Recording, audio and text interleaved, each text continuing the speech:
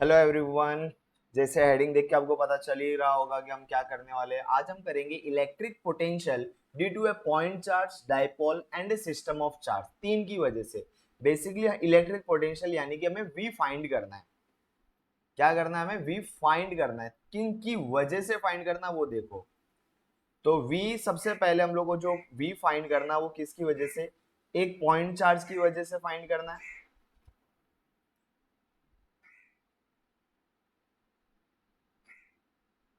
उसके बाद में भी हमें वी फाइंड करना है, लेकिन किसकी वजह से? डाइपोल की वजह से। तो हम तीन डेरिवेशन करने बेसिकली। और दूसरा सिस्टम ऑफ चार्जेस।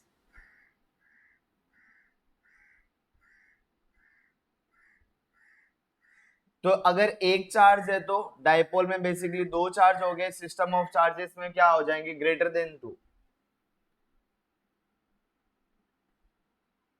दो से ज्यादा होने चाहिए। तो ग्रेटर देन टू स्टार्ट करेंगे हम लोग।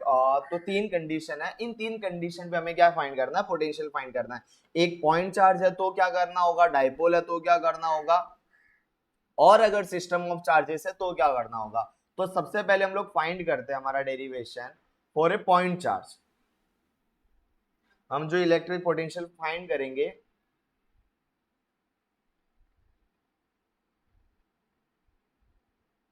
Electric potential due to a point charge. तो मान लो ये एक पॉइंट ले लिया, इस पॉइंट का नाम दे दिया मैंने ओ, और इस पॉइंट पे मैंने एक चार्ज रख दिया। कौन सा चार्ज रख दिया? Plus Q. ये एक मेरा पॉइंट चार्ज है, छोटा सा चार्ज मैंने यहां पर क्या कर दिया? रख दिया है। अब मैं यहां से एक जर्नी ले लेता हूं। सपोज ये जो पॉइंट चार्ज रखा हुआ है, इस पॉइंट चार्ज से समझ लो आर डिस्टेंस दूर, यहां कहीं पर एक पॉइंट ले लिया ए। इस पॉइंट चार्ज से आर डिस्टेंस दूर इस पॉइंट ए पे v कितना होगा ये हमें फाइंड करना है। समझ रहे हो?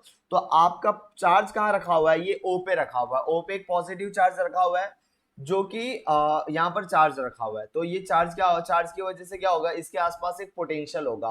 तो मान लो कि चार्ज से r डिस्टेंस दूर, चार्ज से r डिस्टेंस दूर कहीं एक पॉइंट का नाम दे दिया A। इस A पॉइंट पे कितना पोटेंशियल होगा ये हमें फाइंड करना है।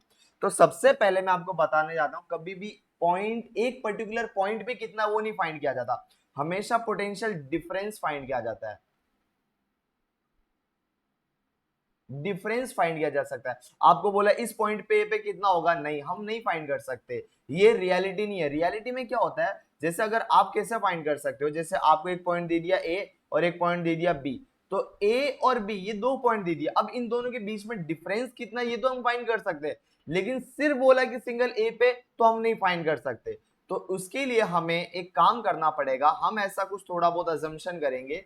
हम ऐसा करेंगे कि कहीं दूर, कहीं दूर इनफाइनाइट पोजीशन पे, कहीं दूर इनफाइनाइट पोजीशन पे मैं चार्ज को वहां से उठा के यहां तक लेके आ रहा था, इनफाइनाइट से इंफिनिटी से। तो कहीं दूर मैं इंफिनिटी से चार्ज को क्या लेके आ रहा था, तो वो इंफिनिटी मतलब कोई बहुत दूर पोजीशन। तो ये दूसरा पोजीशन मिल गया और ये एक पोजीशन। अब इन दोनों के बीच में हम लोग डिफरेंस फाइंड कर सकते हैं। मेन अपना काम यही था। इंफिनिटी क्यों कंसीडर किया? कि ताकि मैं पोटेंशियल डिफरेंस फाइंड कर सकूं। तो अब मैं क्या कर रहा हूं, कहीं दूर किसी पर्टिकुलर पॉइंट से पोटेंशियल डिफरेंस मैंने कंसीडर कर लिया है। इस इंफिनिटी से मैं चार्ज को लेके आ रहा हूं। तो मान लो मैं इंफिनिटी से चार्ज को लेके आया, कहां तक लेके आया वो मैटर करता है। तो इंफिनिटी से मैं ये ए पॉइंट तक क्या किया? चार्ज को लेके आया। और कोई भी आपको डिस्टेंस जो मेजर करना है वो ओरिजिन से करना है। ठीक है? तो ओरिजिन से लेकर के इंफिनिटी का जो डिस्टेंस है, जैसे इंफिनिटी में मान लेता हूं ये एक पॉइंट है, यहां पर पॉइंट ले लेता हूं एम। तो एम पॉइंट पे इंफिनिटी है। तो अब देखो, हाँ, तो ये ओरिजिन और इंफिनिटी यहां तक, इन दोनों के बीच का जो डिस्टेंस है उसको मैं ले लेता हूं एक्स। ठीक है? तो ओरिजिन से लेकर के इंफिनिटी तक का डिस्टेंस ले लिया x, और उसके बाद में ओरिजिन से लेके ए तक का डिस्टेंस है मेरा आर, हमें फाइंड करना है ये पॉइंट पे हमें फाइंड करना है।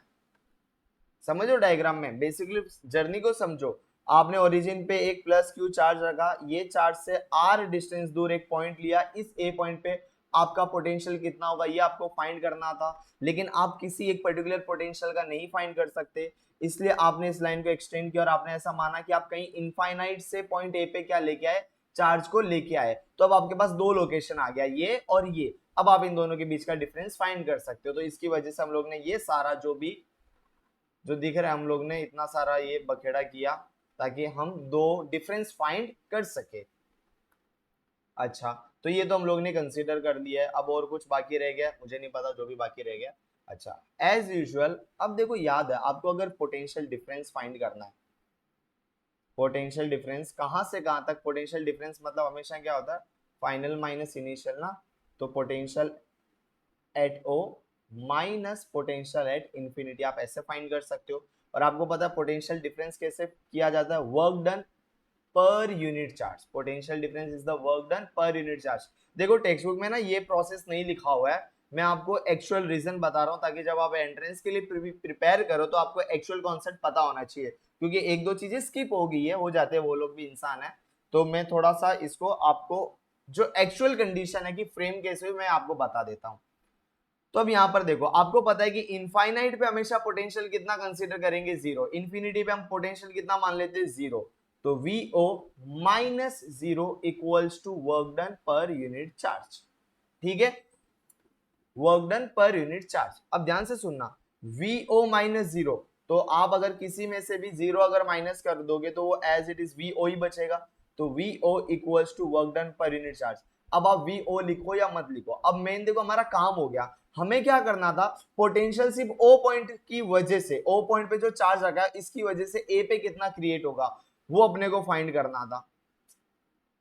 अच्छा, मैंने एक चीज और गलत लिख दिया यार, माफ कर देना, मैंने ओ लिख के रखा है, लिखना था मुझे ए और लिख दिया मैंने ओ, क्योंकि अपन तो पोटेंशियल एट ए फाइंड करना था ना, ये ए पॉइंट पे पोटेंशियल फाइंड करना था ना, ये वाले पे भी फाइंड करना था ना। तो इन्फिनिटी से तो मैं यहां तक ही लिखे आया है ना, तो पोटेंशियल डिफरेंस ऑब्वियस सी बात है इन दोनों के बीच का ही निकलेगा। तो V A minus we infinity, infinity पे पोटेंशियल जीरो था, तो आपका जो आंसर आएगा किस में आएगा, सिर्फ और सिर्फ इसको ढंग से लिख देता हूँ थोड़ा, वी ए। तो अब आप वी ए लिखो या मत लिखो, हमें क्या था करना था, हमें डिफरेंस नहीं चाहिए था, हमें डिफरेंस नहीं चाहिए था, हमें कोई पॉइंट ए था, उस पॉइंट ए पे वी कितना था वही अपने को चाहिए था। तो देखो अब उसी पॉइंट के लिए कंडीशन हो गया ना, बन गया ना, मैंने डिफरेंस का कंडीशन कंसीडर भी कर दिया, वो इंफिनिटी भी कंसीडर किया, इंफिनिटी को जीरो, तो मैं टेक्निकली करेक्ट हो गया। जो अगर आप एस सी वर्मा की बुक पढ़ोगे तो उसके अकॉर्डिंगली मैं आपको बता रहा हूँ, ये उस बुक के अकॉर्डिंगली है। टेक्स्ट बुक भी आपको डायरेक्टली इनडायरेक्टली जो मैंने करवाया है वो भी आपको यही बात बताना चाहता है, बट उसने ये पीछे का प्रोसेस नहीं बताया कि यहीं से जर्नी स्टार्ट कर दी है। और यहाँ पर भी ना ये कुछ कुछ एक दो पार्ट उनसे मिस हो गए। अब देखो थोड़ा क्या कौन से मिस हो गए पता चलेगा। अब जैसे आपको पता है कि आप क्या करोगे, यहाँ पर एक छोटा सा ना पार्ट कंसीडर कर लो। जैसे यहाँ पर पूरी जर्नी का मैं एक छोटा सा पार्ट कंसीडर कर लेता हूँ, ये पॉइंट को दे देता हूं n और m। तो छोटी सी जर्नी का पार्ट है dx, total distance is x, तो छोटा सा डिस्टेंस पूरी जर्नी का क्या ले लेता हूं, dx। पहले मैं क्या करूंगा, इस dx की लिए छोटा सा वर्क डन मिलेगा dw और बाद में इंटीग्रेट कर दूंगा। अरे यार वही तो करते आ रहे, पूरी जर्नी का हम क्या करते हैं, छोटा सा टुकड़ा निकालते हैं, उसको डिफरेंशिएट आई मीन उसकी छोटी सी वैल्यू फाइंड करते हैं, और उसकी वैल्यू का बाद में क्या करते हैं, पूरी जर्नी की रेंज के अकॉर्डिंगली इंटीग्रेट कर देते हैं। तो वही वहां पर भी वही करेंगे। तो अब देखो आपको पता है कि वर्क डन का फॉर्मूला क्या होता है, पहले तो ना वी ए इक्वल्स टू, मैं लिख देता हूँ छोटा सा work done D W upon Q लिख देता हूँ, क्योंकि छोटे से डिस्टेंस का छोटा सा वर्क डन फाइंड करने वाला हूँ बेटा। अब देखो V A equals to work done का फॉर्मूला बता दो क्या होता है, फोर्स इंटू डिस्प्लेसमेंट होता है, तो फोर्स इंटू डिस्प्लेसमेंट dx ले लूंगा, क्योंकि छोटे से वर्क डन के लिए जो डिस्प्लेसमेंट भी होगा dx छोटा सा होगा ना, स्मॉल चेंज के लिए d कंसीडर किया जाता है। तो एफ डी एक्स और नीचे क्या रहेगा, charge as it is. Electrostatic का आपका 11 का टॉपिक कूलम्स लॉ अगर याद होगा तो वहां से हम लोग ने फोर्स का वैल्यू निकाला था के क्यू स्क्वायर अपॉन दोनों के बीच में जो भी डिस्टेंस था उसका स्क्वायर। तो ओरिजिन से लेके इंफिनिटी के बीच में कितना डिस्टेंस था, ओरिजिन से लेके इंफिनिटी के बीच में डिस्टेंस था आपका x था ना, तो ये मैं ले लूंगा एक्स स्क्वायर, ठीक है, एक्स स्क्वायर ले लिया। तो ये मैंने फोर्स की वैल्यू लिख दी अभी तक, और ये अब लिख दूंगा dx, तो एज इट इज यहाँ पर भी डॉट dx और डिवाइडेड बाय q, यहाँ पर डिवाइड बाय q, तो ये q और एक q cancel, so V A equals to K Q upon X square dx। आप चाहो तो जो k की वैल्यू होती है ना 1/4 पाई एप्सिलॉन, ये भी लिख सकते हो। मैंने k इसलिए लिखा ताकि थोड़ा सा सिंप्लीफाइड लिखे, लास्ट में आप k की वैल्यू डाल देना और कुछ वो नहीं है। अब आपको ये जो मिला है ये आपको छोटे से पार्ट के लिए मिला है, आपको ओवरऑल नहीं मिला। ये जो वैल्यू मिली है आपको छोटे से वर्क डन की वैल्यू मिली है। आपको क्या करना है, इंटीग्रेट करना है इसको। ये क्या करना है, आपको इंटीग्रेट करना है। So V A equals to, ये जो आपको वैल्यू मिली है ये छोटे से वर्क डन की, आपको इसको इंटीग्रेट करना पड़ेगा। तो इंटीग्रेशन ऑफ के Q x square D x, ठीक है, के Q x square upon D x, ये इंटीग्रेशन है। और रेंज कहां से कहां तक लोगे वो इंपॉर्टेंट है। तो आपने जर्नी स्टार्ट की इंफिनिटी से, स्टार्ट कहां से की, देखो डायग्राम में, इंफिनिटी से स्टार्ट की और खत्म कहां पर कर दी, पॉइंट ए पे खत्म कर दी। जो पॉइंट ए ओरिजिन से कितना डिस्टेंस दूर था, आर डिस्टेंस, तो आर डिस्टेंस पे आपने अपनी जर्नी खत्म कर दी। तो इंफिनिटी से आर का आप ले लोगे रेंज। अब इनमें से जो चीजें कांस्टेंट है उसको इंटीग्रेशन के बाहर निकाल लो, के और क्यू को बाहर निकाल दो, तो इंटीग्रेशन में बचेगा इंफिनिटी और ऊपर बचेगा आर, ये बचेगा 1/x² dx। और आपको पता है इंटीग्रेशन ऑफ 1/x² का फॉर्मूला क्या होता है। मैथ्स पढ़ रहे हो कि नहीं पढ़ रहे हो, मुझे पता है जो जेई के लिए प्रिपेयर कर रहे हैं उनका तो मैथ्स है, जिन्होंने मैथ्स छोड़ा हुआ है उनके लिए इंपॉर्टेंट है। तो इंटीग्रेशन ऑफ 1/x² का फॉर्मूला, देखो स्क्वायर कहाँ चला गया, इंटीग्रेशन ऑफ 1/x² का फॉर्मूला जो है वो क्या होता है आपको पता होगा, वो होता है आपको -1/x, ठीक है, -1/x होता है। तो मैं लिख दूंगा -1/x। अच्छा, यहाँ पर है ना, ये जो फोर्स और डिस्प्लेसमेंट है वो दोनों एक दूसरे के अगेंस्ट हो रहे थे। ये तो इंटीग्रेशन का फॉर्मूला लिख दिया। एक चीज मैं लिखना भूल गया था, ये जो फोर्स है ना यहाँ पर माइनस आएगा। माइनस क्यों आएगा, बेसिकली क्या होता है, चार्ज जो है ना, चार्ज अगेन वो जाना नहीं चाहता था ये साइड, हम जबरदस्ती डिस्प्लेस करवाए ये साइड। तो यहाँ पर जो वर्क डन जो हम लोग ने किया है वो चार्ज की मर्जी के अगेंस्ट किया है। तो किसी के अगेंस्ट जब आप वर्क डन करते हो, आप पहले वाले डेरिवेशन में जो कंडीशन था ना, सेम कंडीशन है बेटा, कुछ नहीं है। तो वर्क डन हम फोर्स के अगेंस्ट कर रहे हैं, जिसकी वजह से यहाँ पर क्या लगेगा, ये मैंने माइनस लगा दिया। तो माइनस हर जगह लगा देना, मैं कुछ कुछ जगह लगाना भूल गया था गलती से, यहाँ पर ये फॉर्मूले में देखा तो मुझे याद आया तो सोचा लगा देता हूँ। ये माइनस सब जगह लगा दिया। तो इंटीग्रेशन ऑफ 1/x² की जगह मैं क्या लिख सकता हूँ, V A equals to minus K Q, 1/x² की जगह आ जाएगा -1/x, और जो रेंज था कहां से कहां तक का, इनफाइनाइट से लेकर के आर, वो रेंज मैं क्या कर दूंगा, एज इट इज लिख दूंगा। और आपको पता है जब दो माइनस माइनस आपस में मल्टीप्लाई होते हैं, ये भी माइनस ये भी माइनस, तो माइनस माइनस बन जाता है plus. So V A equals to K Q. अब देखो ये x की जगह पर एक बार आप क्या लिखोगे, एक बार लिखोगे r, फिर माइनस लिखोगे, फिर x की जगह पर एक बार लिखोगे इंफिनिटी। रेंज होता है ना, that is upper range minus lower range, ये माइनस फॉर्मूले का है, upper range minus lower range. So V A equals to K की जगह, अच्छा पहले और आगे कर लेते हैं, के क्यू, और आपको पता ही होगा 1/इंफिनिटी की वैल्यू होती है 0, तो बेसिकली ब्रैकेट के अंदर क्या बचेगा, सिर्फ 1/r बचेगा। सो वी ए की वैल्यू आ गई है के क्यू बाय आर, और k की अगर आप वैल्यू लिख देते हो, k की वैल्यू होती है 1/4 pi epsilon not q upon r, ये आ गया हमारा पोटेंशियल। आई होप सबको समझ गया होगा। तो ये हम लोग ने पोटेंशियल फाइंड कर लिया। अगर आप टेक्स्ट, ये मैंने आपको पूरा डिटेल वर्जन में बताया, आप चाहो तो अपने टेक्स्ट बुक के अकॉर्डिंगली जैसा एज इट इज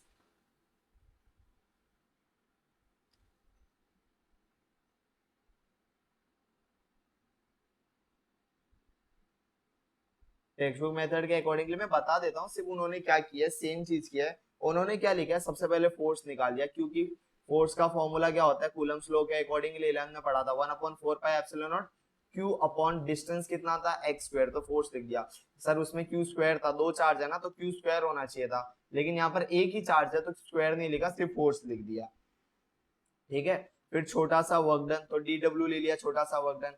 फोर्स का formula F into D x, तो एफ की वैल्यू क्या आ गई, 1/4 पाई एप्सिलॉन नॉट, फिर और Q upon X square D x, ये वर्क डन का फॉर्मूला।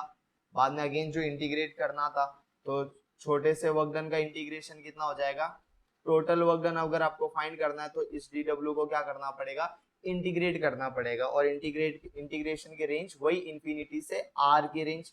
सो इंफिनिटी से आर और डी डब्ल्यू की वैल्यू लिख दो, 1/4 pi epsilon naught Q upon X square D X equals to, again वही सारी चीजें बाहर आ जाएगी, क्यू ऊपर से क्यू बाहर आ जाएगा, नीचे से 4 पाई एप्सिलॉन बाहर आ जाएगा, इंफिनिटी से आर का रेंज अपॉन 1/x² dx बचेगा। तो आगे सेम कहानी वही आ जाएगी। और आपको पता है, सेम कहानी जैसा था वैसे पूरी कहानी रिपीट करनी बेटा, सेम सेम। तो कभी कभी चीजों का ना डिटेल वर्जन जानना जरूरी है। जो मैंने आपको बताया वो डिटेल वर्जन था, और ये टेक्स्ट बुक में आपको इस तरह से दिया हुआ है। तो दो चार चीजें स्किप हो गई है, तो मैंने बस उसके पीछे की कहानी बताई है। तो कोई भी चीज है ना सेम ही होती है, बस कभी कभी कोई कहीं डिटेलिंग में आ जाता है, कहीं कहीं पर एक दो स्टेप्स स्किप हो जाते हैं, तो हम सोचते हैं अरे यार वो अलग है ये अलग है। अलग अलग कुछ नहीं होता, बस स्टेप्स स्टेप्स का। तो मैं आपको दोनों बता देता हूँ। वो बैकग्राउंड स्टोरी है, और यहाँ पर ये डायरेक्ट है। तो अगेन वही है, Q upon 4 pi epsilon naught, R upon infinity है ना, तो इंटीग्रेशन ऑफ 1/x² का फॉर्मूला मैंने वापस -1/x लिख देता हूँ। अच्छा अगेन यहाँ पर एक और वापस भूल जाता हूँ यार, ये माइनस लिखना, ये माइनस, तो माइनस एफ डी एक्स, यहाँ पर भी माइनस आएगा। फिर यहाँ पर डी डब्ल्यू की वैल्यू में फिर माइनस आएगा। फिर मैंने ये देखो माइनस को बाहर निकाल दिया, तो माइनस, हर स्टेप में माइनस, यहाँ पर भी माइनस। और रेंज क्या थी, इंफिनिटी से आर की रेंज थी, तो इक्वल्स टू माइनस माइनस क्या हो जाएगा, प्लस। तो वही है Q upon 4 pi epsilon not, और एक बार x की जगह r और एक बार x की जगह इंफिनिटी। और आपको पता है इंफिनिटी की वैल्यू कितनी होती है, 0, तो ब्रैकेट में क्या बचेगा, सिर्फ r। तो q upon 4 pi epsilon not, और क्या बचेगा यहाँ पर, सिर्फ 1/r ही बचेगा, इंफिनिटी की वैल्यू 0 होती है। तो आप थोड़ा सा इसको अच्छे से अरेंज करके ऐसे लिख सकते हो, q/r।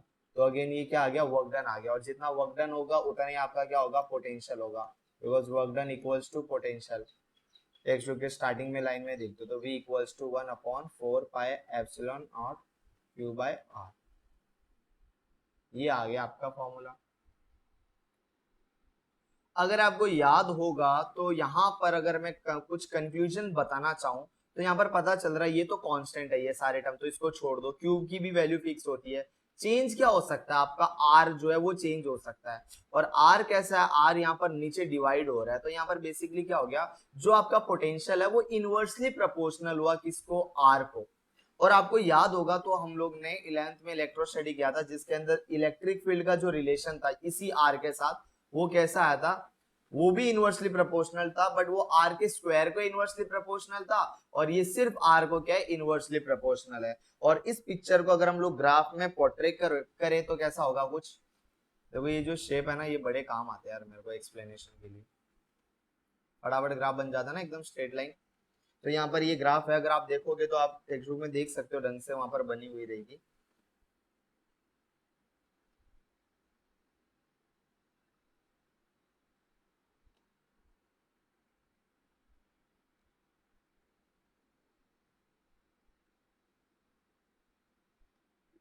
बोलोगे सर क्या बनाया है, तो बता देता हूँ, शांति रखो। ये इलेक्ट्रिक फील्ड है, ये भी पोटेंशियल का ग्राफ है, और दोनों के उस ऊपर बना देता हूँ, ये एरो हो गया मेरे, थोड़ा ढंग से नहीं बना, आप टेक्स्ट बुक में देख लेना। ये तुम्हारा r इज डिस्टेंस हो गया, और इसको आप इलेक्ट्रिक फील्ड एंड पोटेंशियल दोनों ले सकते हो। तो जो y एक्सिस है, y एक्सिस पे कौन रिप्रेजेंट कर रहा है, इलेक्ट्रिक फील्ड भी रिप्रेजेंट कर रहा है और पोटेंशियल भी रिप्रेजेंट कर रहा है, दोनों का कंबाइन ग्राफ बनाया मैंने। और x एक्सिस पे कौन रिप्रेजेंट कर रहा है, डिस्टेंस। तो आप चेक कर सकते हो, ये देखो बेसिकली अगर आप ध्यान से देखोगे तो ये v का वो पॉइंट है जहां पर v क्या है तुम्हारा, v मैक्सिमम है। और अगर आप इसी पॉइंट को अगर नीचे x एक्सिस पे देखो तो ये वो पॉइंट है जहां पर r क्या है, मिनिमम है। इनवर्सली का रिलेशन यही होता है ना, अगर ये बढ़ेगा तो ये एकदम कम होगा, और अगर ये कम होगा तो ये क्या बढ़ जाएगा, बढ़ेगा। इनवर्सली का मतलब उल्टा होना चाहिए। तो आप देख सकते हो ग्राफ में भी उल्टा हो रहा है। फिर आप चाहो तो यहाँ पर देखो इलेक्ट्रिक फील्ड, देखो इलेक्ट्रिक फील्ड का ये पॉइंट है, यहाँ पर देखो y एक्सिस पे इलेक्ट्रिक फील्ड क्या है, मैक्सिमम है। और इसी इलेक्ट्रिक फील्ड को अगर आप ये पॉइंट को अगर आप x एक्सिस पे कनेक्ट करो, यहाँ पर मेरा स्ट्रेट नहीं हो रहा बट आप स्केल से करोगे तो स्ट्रेट है। तो यहाँ पर देखो r क्या होगा, r मिनिमम हो गया ना। तो यहाँ पर ये प्रूफ हो जाता है। सर कैसे मिनिमम हो गया, अरे यार यहाँ पर 0 होता है, फिर यहाँ पर मान लो 2 4 6 8 10 ऐसा, ये साइड इंक्रीजिंग है ना, और यहाँ पर क्या है, यहाँ पर ऊपर की तरफ इंक्रीजिंग है। यही तो होता है ग्राफ में।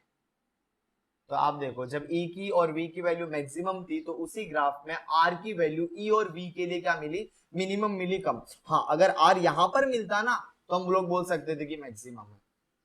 और सर अगर डायरेक्टली प्रोपोर्शनल होता तो ग्राफ कैसा बनता, मैं बता देता हूँ, एक आपको हिंट दे देता हूँ। अगर डायरेक्टली प्रोपोर्शनल होता ना तो यही ग्राफ कुछ इस तरह से बनता, ऐसा स्ट्रेट लाइन जैसा लीनियर बनता है ऐसा ग्राफ। तो यहाँ पर जैसे आप सपोज ये पॉइंट पे अगर आप निकालते तो ये पॉइंट पे आप y को भी कनेक्ट करो और ये पॉइंट पे आप x को भी कनेक्ट करो, देखो यहाँ पर भी तुम्हें मैक्सिमम मिलता और यहाँ पर भी तुम्हें क्या मिलता, मैक्सिमम, क्योंकि इधर भी इंक्रीजिंग है और इधर अपवर्ड की तरफ इंक्रीजिंग है। तो ये दोनों चीजें बता दी। ये ग्राफ डायरेक्टली प्रोपोर्शनल वालों के लिए ऐसा ग्राफ, ये इनवर्सली प्रोपोर्शनल ग्राफ। बाकी ग्राफ का वेरिएशन बहुत सारे होते हैं जो आपने काइनेमेटिक्स में पढ़े होंगे अगर चैप्टर पढ़ा होगा तो, बट यहाँ पर जितना रिक्वायरमेंट था वो मैंने आपको बता दिया। ये तो बस ये वाला पार्ट तो मैंने ऐसे ही बताया, इसको रफ कर देता हूँ मैं, ये आपके काम का बिल्कुल नहीं है। अब देखो सेम कॉन्सेप्ट बेस्ड एक फटाफट है ना एक सॉल्व एग्जांपल कर देते हैं इसके बेस्ड आपका। अगर ढंग से फिजिक्स करना है ना तो ये आदत डाल दो, वो डेरिवेशन क्या, उस डेरिवेशन के बेस जो भी आपका सॉल्व अनसॉल्व एग्जांपल है ना वो कंप्लीट कर लो। तो सॉल्व एग्जांपल नंबर आपका जो 8.6 है वो क्या बोल रहा है, a wire is bent in a circle, एक वायर है जिसको हम लोग ने सर्कल में बेंट कर दिया है। ये क्या बन गया है, ये तो सर्कल नहीं लग रहा कोई भी एंगल से, धोखा हो गया, सर्कल के नाम पे कुछ और आ गया।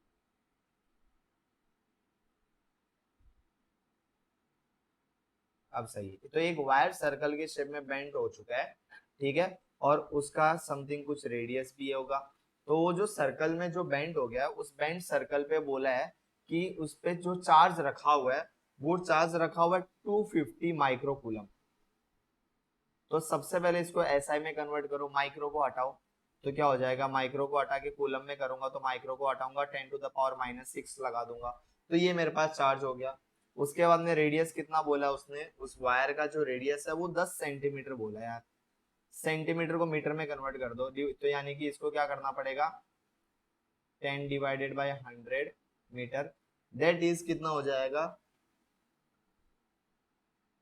0.1 मीटर ना। ये हमारा रेडियस हो गया एसआई में। यूनिट का कन्वर्जन इज मस्ट। तो चार्ज और रेडियस हो गया। अब पूछा क्या है, what is the electric potential, तो ये कंडीशन दे रखी है और अपने को V पूछा है।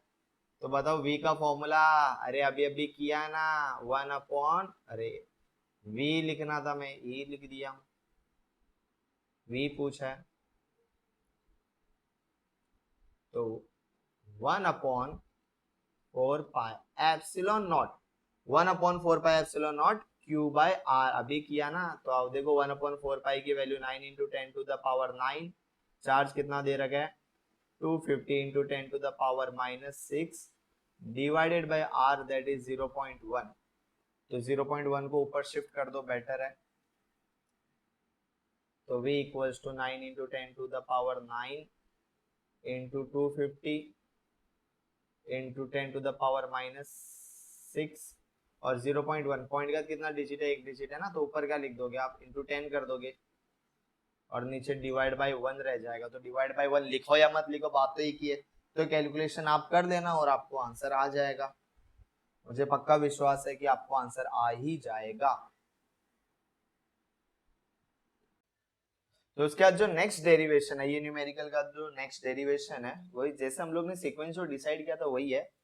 नेक्स्ट डेरिवेशन में हम क्या करेंगे, यहां पर भी हम इलेक्ट्रिक पोटेंशियल ही फाइंड करेंगे।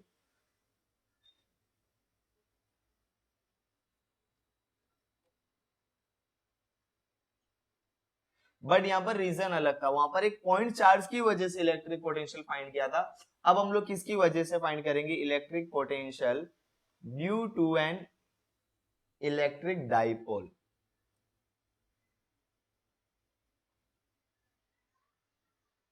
ओके तो सबसे पहले डाइपोल की वजह से पोटेंशियल क्या होगा, वो तो पहले मैं आपको साइड में आपको डाइपोल बता देता हूँ क्या होता है, नहीं याद है तो देख लो। डाइपोल हमेशा एक पॉजिटिव और एक नेगेटिव चार्ज की वजह से बनता है। व्हेन पॉजिटिव और negative charge separated, they are separated by some distance. तो एक पॉजिटिव चार्ज होना चाहिए, एक नेगेटिव, दो पॉजिटिव दो नेगेटिव नहीं चलेगा, अपोजिट नेचर चार्ज ही होना चाहिए। तो डाइपोल हमेशा अपोजिट चार्ज से ही बनता है। तो एक पॉजिटिव चार्ज होगा, एक नेगेटिव चार्ज होगा, उन दोनों के बीच का जो टोटल डिस्टेंस है वो कंसीडर किया जाता है आपका 2l। मतलब अगर मैं सेंटर से ये साइड का डिस्टेंस कंसीडर करूं तो l होगा और ये साइड का डिस्टेंस l होगा, क्योंकि दोनों को ऐड करने के बाद में तो मुझे ये 2l ही मिलने वाला है ना। तो ये होता है आपका electric dipole. Two opposite nature of charges separated by a some distance, और वो डिस्टेंस को हम 2l ले लेते हैं, कभी कभी 2a ले लेते हैं, जो भी है दोनों में से कुछ भी कंसीडर कर लो। अगर 2a ले लोगे तो ये भी a हो जाएगा, ये भी a हो जाएगा, सेंटर से दोनों a। तो इस तरह से कंसीडर किया जाता है। तो ये मैंने आपको बताया इलेक्ट्रिक डाइपोल होता क्या है। अब इसी इलेक्ट्रिक डाइपोल की वजह से पोटेंशियल कितना होगा, तो मैं यहाँ पर एक डाइपोल बना लेता हूं सबसे पहले। सारा गेम देखो डायग्राम के ऊपर, अगर आप इसके अंदर डायग्राम समझ जाते हो ना, जेन्युइनली आपको बहुत बहुत हेल्प मिलेगा। मतलब समझ लो डेरिवेशन का मैं बोल सकता हूँ मैक्सिमम पार्ट आपने हो गया, कवर कर लिया।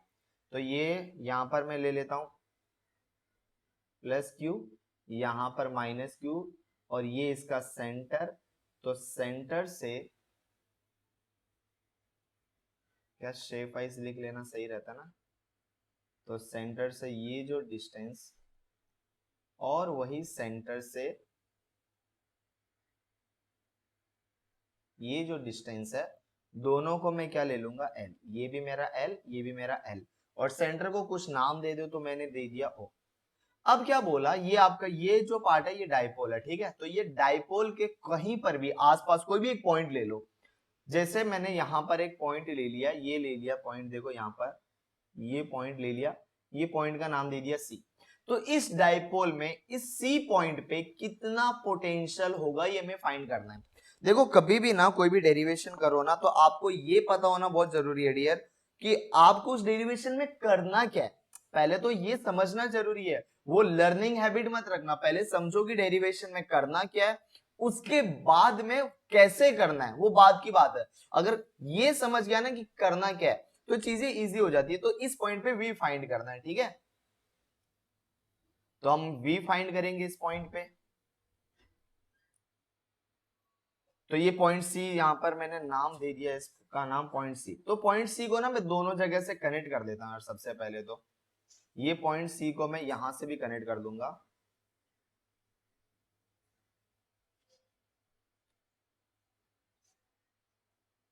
पॉइंट C को मैंने यहां से कनेक्ट कर दिया है, Q पॉजिटिव Q से और नेगेटिव Q से, दोनों से कनेक्ट करना है मेरे को।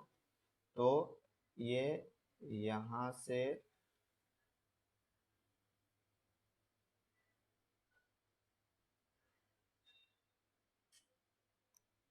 ये देखो ये पॉइंट C है, ठीक है। तो पॉइंट C पे मैंने दोनों कनेक्ट कर दिया, यहां से इसका डिस्टेंस दे दिया R1 और यहां से दे दिया मैंने R2। और अब मुझे यहां से पॉइंट O भी तो कनेक्ट करना पड़ेगा ना सेंटर से। तो मान लो मैं यहां से क्या कर देता हूं, ये भी कनेक्ट कर देता हूँ, सेंटर वाली लाइन तो बाकी रह गया, इतना कर दिया तो इसको भी कर देते हैं।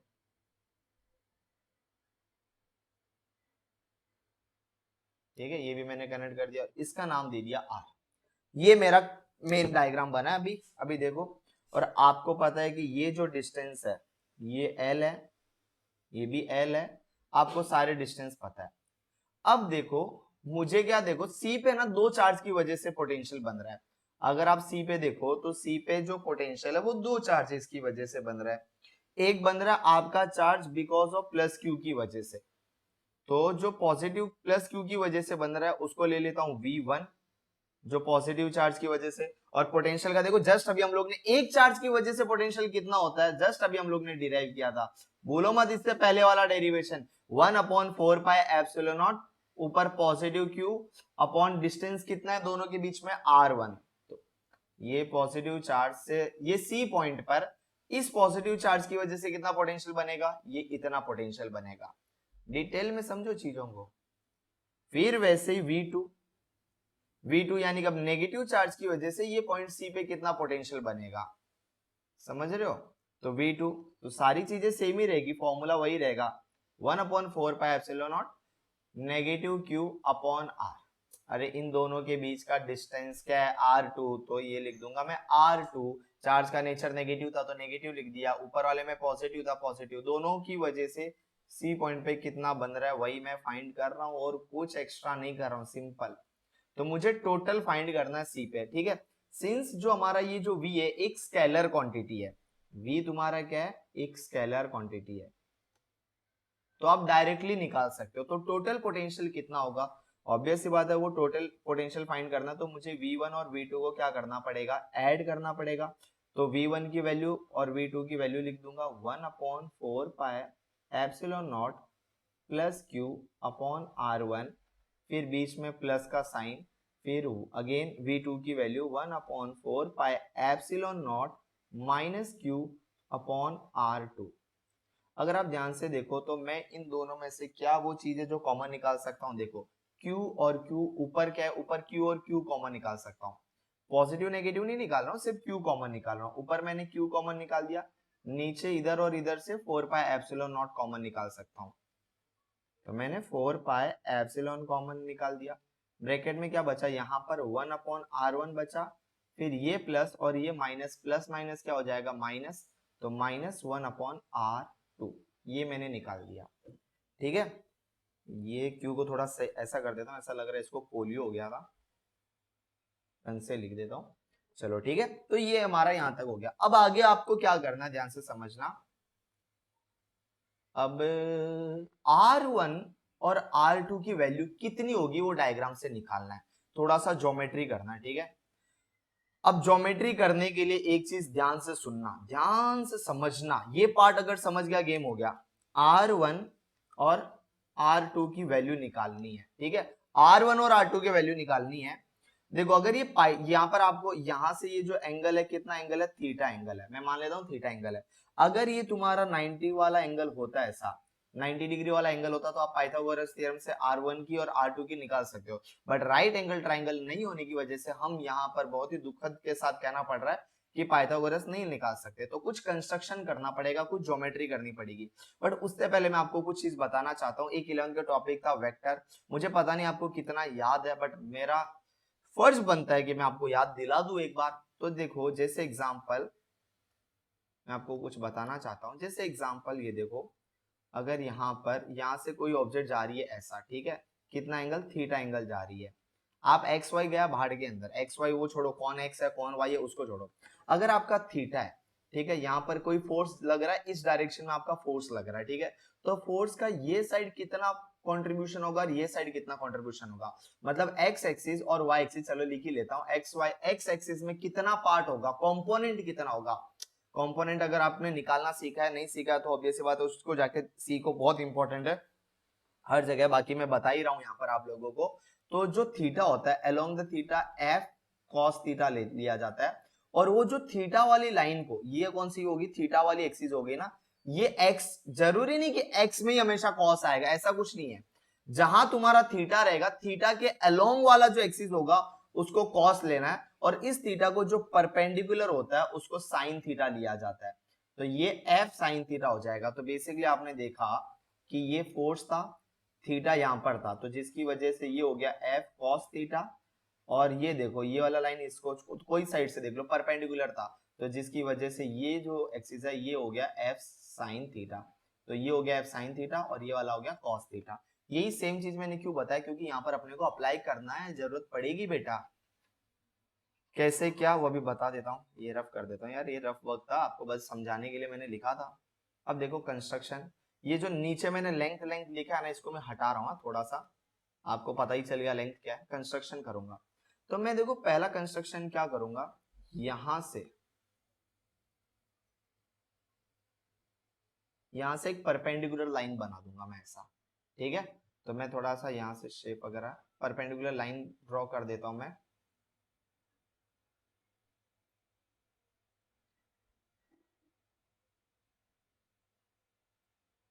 देखो ये परपेंडिकुलर लाइन, ठीक है।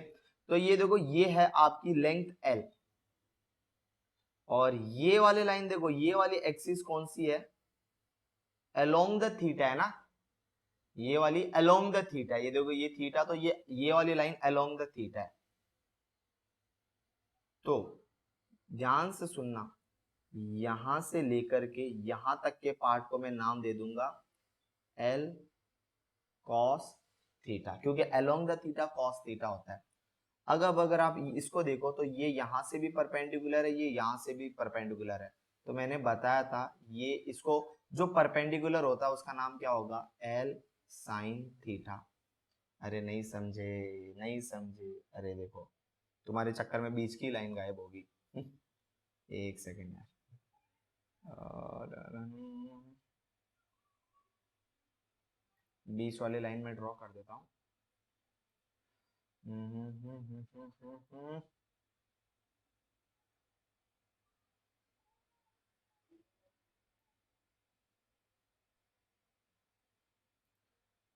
चलो आगे वापस।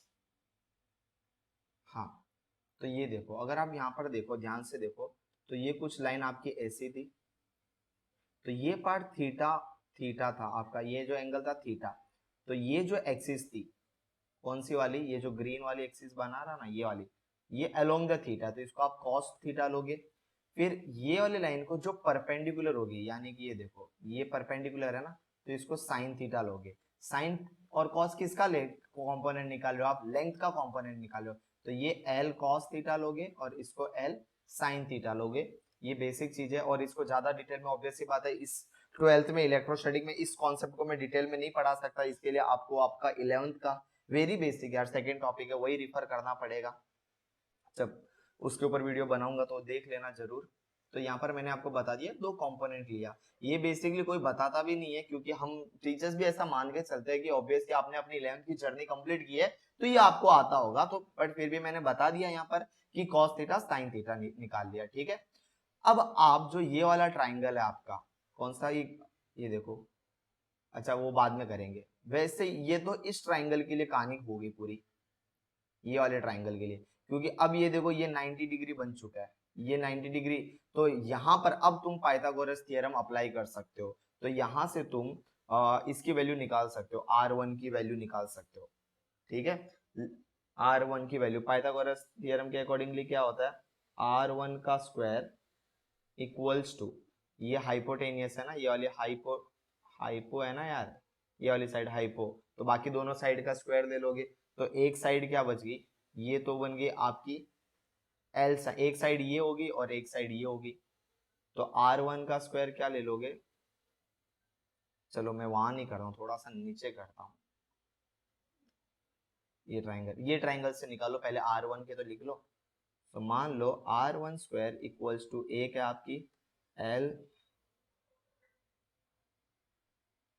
साइन थीटा का स्क्वायर, एक साइड एल है और दूसरी साइड क्या है, अगर आप ध्यान से देखो तो ये जो रेड वाली लाइन अगर आपको जो दिख रही है ये पूरी लाइन है आपकी आर, लेकिन आपको कौन सा लेना है, ये नीचे वाला एल कॉस थीटा वाला है, ये वाला पार्ट कंसीडर नहीं करना है, तो आपको ये इतना पार्ट चाहिए, तो ये पार्ट आपको हटा देना है, तो r minus L cos theta कर दोगे ना यहाँ पर, तभी तो आपका ये जो अंदर ग्रीन वाला जो ट्राइंगल है वो बनेगा, क्योंकि वही आपका 90 डिग्री। अपने को तो R1 से मतलब है, R1 की वैल्यू आनी चाहिए कोई भी ट्राइंगल कंसीडर करो, ठीक है। तो यहाँ पर क्या ले लूंगा, जो दूसरा ग्रीन वाला जो साइड दिख रहा है आप लोगों को, वहां पर मैं ले लूंगा r minus L cos theta. किधर गया, r minus L cos theta का स्क्वायर, ठीक है। ये मैं कर दूंगा, थोड़ा सा और मैं करूंगा आगे सिंप्लीफाई इसको, तो इसी को सॉल्व कर लेता हूँ। r1 का स्क्वायर, तो ये अगर स्क्वायर, तो ये वाले ब्रैकेट को कैसे लिख सकता हूँ, L square sine square theta लिख दिया, और यहाँ पर a minus B the whole square का फॉर्मूला लग जाएगा, जो कि क्या हो जाएगा, ए स्क्वायर माइनस इसका फॉर्मूला अप्लाई करने में क्या हो जाएगा, अच्छा बीच में प्लस तो डाला ही नहीं है यार, तुम भी बोलते नहीं हो, A square minus 2rl cos theta यानी कि 2ab plus B square that is L square cos square theta. अब देखो आप इसमें ध्यान से देखो, एल ये वाले टर्म में और ये वाले टर्म में अगर आप एल स्क्वायर को बाहर निकाल दो तो ब्रैकेट में बचेगा sine square theta plus cos square theta plus R square minus 2rl cos theta. तो अगर अब आप इसमें से sine square theta plus cos square theta क्या होता है 1, तो L square plus R square minus 2rl cos theta, ये क्या होगी हमारी, यहाँ पर लिख देता हूँ r1 स्क्वायर, ये हमारी r1 स्क्वायर की वैल्यू होगी। इसके अंदर और भी हम लोग क्या करेंगे, थोड़ा सा और मस्ती करेंगे, इसके अंदर ये वाला जो टर्म है ना, आपको ये जो पूरा टर्म है इसमें से आर स्क्वायर कॉमन निकालना है, ठीक है। आपको पता है अगर आपको आर स्क्वायर कॉमन निकालना है तो सबसे पहले क्या करना पड़ेगा, सबसे पहले आपको आर स्क्वायर सारे टर्म के सबके पास आर स्क्वायर होना चाहिए ना निकालने के लिए। तो आप क्या करोगे, जिसके पास आर स्क्वायर नहीं है उसको आर स्क्वायर दोगे, जैसे ये वाला फर्स्ट टर्म है इसके पास आर स्क्वायर नहीं था, तो आप क्या करोगे, आप एल स्क्वायर था, आप ऊपर ग्रीन इससे ब्लू से कर देता हूँ, ऊपर और नीचे दोनों से आर स्क्वायर से क्या करोगे, मल्टीप्लाई और डिवाइड। तो मैथमेटिकली इक्वेशन बैलेंस भी हो गया और मैंने इसको आर स्क्वायर प्रोवाइड भी कर दिया ताकि मैं सब में से आर स्क्वायर कॉमन निकाल सकूं, ठीक है। फिर एज यूजुअल जो बीच में प्लस का sine plus as it is, फिर आप देखो यहां से तो आर स्क्वायर कॉमन निकाल सकते तो कोई टेंशन ही नहीं है, तो यहाँ पर तो ऊपर नीचे कुछ एडजस्ट करने की जरूरत ही नहीं है। यहाँ पर देखो एक ही आर है, अगर मैं इसको एक आर और दे दूं, ऊपर और नीचे, ऊपर और नीचे एक एक आर और दे दूंगा तो R into R R square हो जाएगा ना। तो क्या करूंगा, माइनस माइनस माइनस माइनस 2, फिर यहां पर R square L cos theta divided by R, नीचे आर नहीं करना क्योंकि इसके पास एक आर पहले से था ना, तो आपने क्या किया, एक आर से ही मल्टीप्लाई किया। अब देखो ध्यान से, अब आप है ना सारे टर्म में से ना सबके पास ऊपर जितने भी टर्म है सबके पास आर स्क्वायर है, तो अब आप R1 स्क्वायर यानी कि कॉमन निकाल सकते हो, ठीक है। तो कॉमन अगर मैं निकालता हूं तो क्या हो जाएगा, मैं एक एक स्टेप करके दिखा रहा हूं, आपकी टेक्स्ट बुक में इतने सारे स्टेप्स नहीं किए, मैं छोटे से छोटा स्टेप कर रहा हूं। आप इसको डायरेक्ट करो तो एक दो स्टेप स्किप कर सकते हो, कोई प्रॉब्लम नहीं है, लेकिन डिटेल वर्जन पता होना जरूरी है कि कोई स्टेप होता है तो कैसे होता है। तो मैं अगर आर स्क्वायर कॉमन निकाल रहा हूं तो ब्रैकेट के अंदर क्या बचेगा, ऊपर बचेगा एल स्क्वायर, नीचे बचेगा आर स्क्वायर, क्योंकि ऊपर वाला आर स्क्वायर तो बाहर चला गया, तो नीचे वाला तो बचेगा ना यार, ऊपर वाला आर स्क्वायर बाहर निकलेगा, नीचे वाला नहीं। फिर यहाँ पर ये भी आर स्क्वायर अगर बाहर चले जाएगा तो यहाँ पर तो 1 बचेगा, क्योंकि इसका तो देने के लिए सिर्फ आर स्क्वायर ही तो था। और यहाँ पर क्या बचेगा, ऊपर बचेगा 2l cos थीटा और नीचे बचेगा r, ठीक है। तो ये आपको बचा, बस इसको मैं थोड़ा सा अरेंज कर लेता हूं और कुछ नहीं, 1 को बस थोड़ा सा पहले लिख देता हूं, तो 1 plus L square by R square minus 2l cos theta upon R, ये तुम्हारी आ गई R1 स्क्वायर की वैल्यू आई है। किसकी वैल्यू आई है, R1 स्क्वायर की वैल्यू। क्लियर यहां तक, अच्छा। अब आगे R1 निकाला, वैसे R2 भी तो निकालना पड़ेगा ना। तो अब यहां पर भी अगर आप ये ग्रीन वाला ट्राइंगल है तो अगेन अगर इन चीजों को थोड़ा रफ कर देता हूं मैं, यार करने जाते हैं कुछ और हो जाता है कुछ और। हर बार मेरी लाइन क्यों रफ हो जाती है, फिर से बनानी पड़ेगी। लाइन बनाने में रह जाएंगे लगता है कभी कभी तो। अरे भाई बन जा। चलो यार ठीक है, बन गई। अब देखो, अब R2 ये वाला सेकेंड ट्राइंगल, इसको देखो, ये ट्राइंगल, तो ये ट्राइंगल के अंदर भी अगर देखो, अगर आपको वापस से क्या बनाना पड़ेगा, परपेंडिकुलर ड्रॉ करना पड़ेगा। ठीक है, तो परपेंडिकुलर देखो आप यहां से ड्रॉ कर नहीं सकते, क्योंकि ये करोगे तो ये तो देखो थीटा एंगल बन रहा है, 90 नहीं बनेगा। तो आप यहाँ पर ये ट्राइंगल, आपका सेकंड ट्राइंगल को ऐसा क्या करो जिसकी वजह से एक राइट एंगल ट्राइंगल बन जाए। तो आप है ना इसके अंदर है ना, ये जो आर वाली लाइन है इसको आप थोड़ा सा एक्सटेंड करोगे। एक्सटेंडेड वर्जन दिखाऊं इसका, चलो दिखा देता हूं आपको।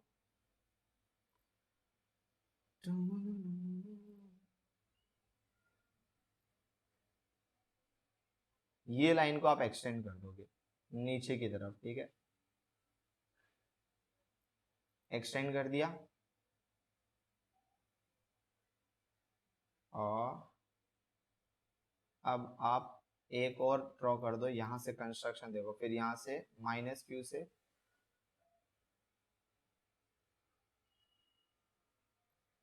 ठीक है। ये देखो, ये जो पार्ट है ना मैंने एक्स्ट्रा बना दिया, आप इसको नहीं बनाना, ये इतना पार्ट हटा देना। मेरा बन गया यार, मैं हटाने जाऊंगा तो मेरा पूरा लाइन ही हट जाएगा। ठीक है, तो ये पार्ट है। अब देखो ये 90 डिग्री हो गया, और देखो ये 90 डिग्री है। अगर ये एंगल थीटा है तो वर्टिकली अपोजिट एंगल आपको पता है क्या होता है, वर्टिकली अपोजिट एंगल भी थीटा ही होगा। तो मतलब ये भी थीटा हो जाएगा, ये हो गया थीटा। तो अब ये वाली जो लाइन है ये हो जाएगी आपकी एल कॉस थीटा, और इसको परपेंडिकुलर है, मतलब ये वाली लाइन, परपेंडिकुलर वाली लाइन वो क्या हो जाएगी, परपेंडिकुलर वाला क्या होता है अभी बताया था यार, एल साइन थीटा। देखो यहाँ पर थीटा है तो अलोंग वाला थीटा एल कॉस थीटा होता है, और ये थीटा लाइन को जो परपेंडिकुलर होता है वो एल साइन थीटा होता है। अभी थोड़ी देर वाले में हम लोग ने डिस्कस किया था, इतना जल्दी नहीं भूलना। तो डायग्राम इसके साथ कंप्लीट हो गया। तो अब आप पूरा डायग्राम कंसीडर करना। R2 की वैल्यू को निकालने के लिए देखो, मैं ये ग्रीन वाला मतलब यहां से लेकर के ये वाला जो है ना, ये ग्रीन वाला जो ट्राइंगल बना है, ये पूरा ट्राइंगल कंसीडर करना है।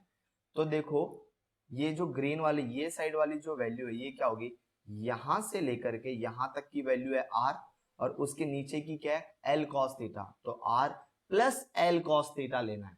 आप डिफरेंस समझ गए। इससे पहले वाले में क्या लिया था, R minus L cos theta लिया था, क्योंकि अपने का ट्राइंगल छोटा था, इस बार बड़ा है तो R प्लस cos थीटा लेना है।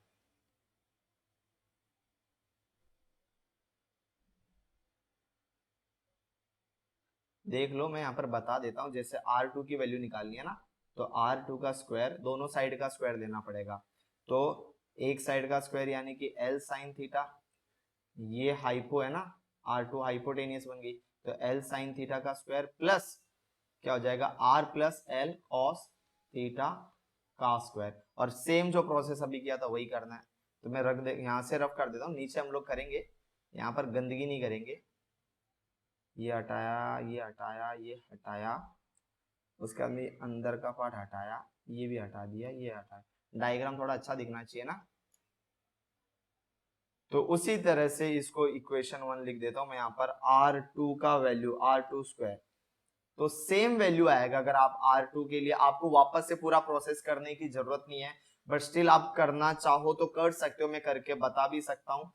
R square 1 plus L square upon R square, minus की जगह बस plus 2L cos theta upon R, ये इक्वेशन 2। आप चाहो तो डायरेक्ट लिख सकते हो। क्यों आपने यहाँ पर माइनस और क्यों प्लस, समझ में आ गया रहेगा रीजन, क्योंकि यहाँ पर था R minus L cos theta, तो जिसकी वजह से यहाँ पर माइनस आया था। वैसे यहाँ पर R plus L cos theta था, जिसकी वजह से यहाँ पर प्लस आएगा। आप चाहो तो करके देख सकते हो सेम प्रोसीजर, भरोसा नहीं है तो करके देख लो, आपको आएगा।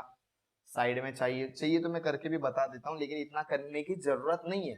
लेकिन बताऊं, चलो यार देख लो जिसको भी चाहिए, यहाँ देख लो, मैं रफ में करके बता रहा हूँ, बाद में उसको रफ कर दूंगा, क्योंकि ये सेकंड वाला स्टेप आपको डेरिवेशन में करके बताने की जरूरत नहीं है। R2 का स्क्वायर इक्वल्स टू क्या आया था अपना, L L square sine square theta, फिर प्लस क्या था, R plus L cos theta का स्क्वायर।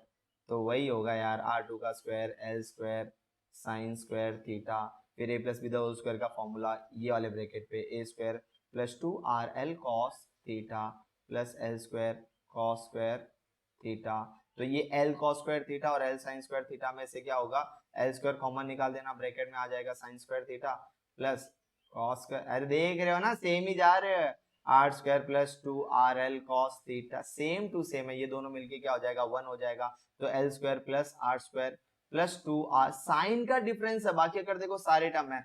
अब क्या होगा, आपको आर स्क्वायर कॉमन निकालना है, तो जिसके पास नहीं है तो आप क्या करोगे, उसमें ऊपर और नीचे आर स्क्वायर प्रोवाइड करोगे ना, तो ऊपर और नीचे आर स्क्वायर प्रोवाइड कर दो, यहाँ पर तो करने की जरूरत नहीं है, यहाँ पर नीचे एक आर प्रोवाइड कर देना, फिर आर स्क्वायर को कॉमन निकाल देना। आर स्क्वायर को कॉमन निकालने के बाद में ब्रैकेट में बचेगा आपका L square by R plus 1 plus 2 L cos theta upon R. अरे नहीं समझा, समझ गया ना, चलो बढ़िया।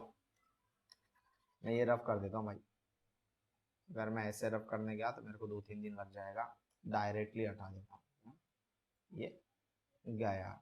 तो हम लोग को R1 और R2 दोनों की वैल्यू आ चुकी है। अच्छा, अब क्या करेंगे, R1 और R2 की तो वैल्यू आ गई, लेकिन अपने को जो वैल्यूज आई है वो R1 स्क्वायर और R2 स्क्वायर में आई है। तो मुझे जो वैल्यू चाहिए वो स्क्वायर में नहीं चाहिए, वो किस में चाहिए, सिर्फ R1 की वैल्यू चाहिए थी, R1 स्क्वायर की वैल्यू नहीं चाहिए थी। तो मैं क्या करूंगा, अब यहां पर ध्यान से देखो,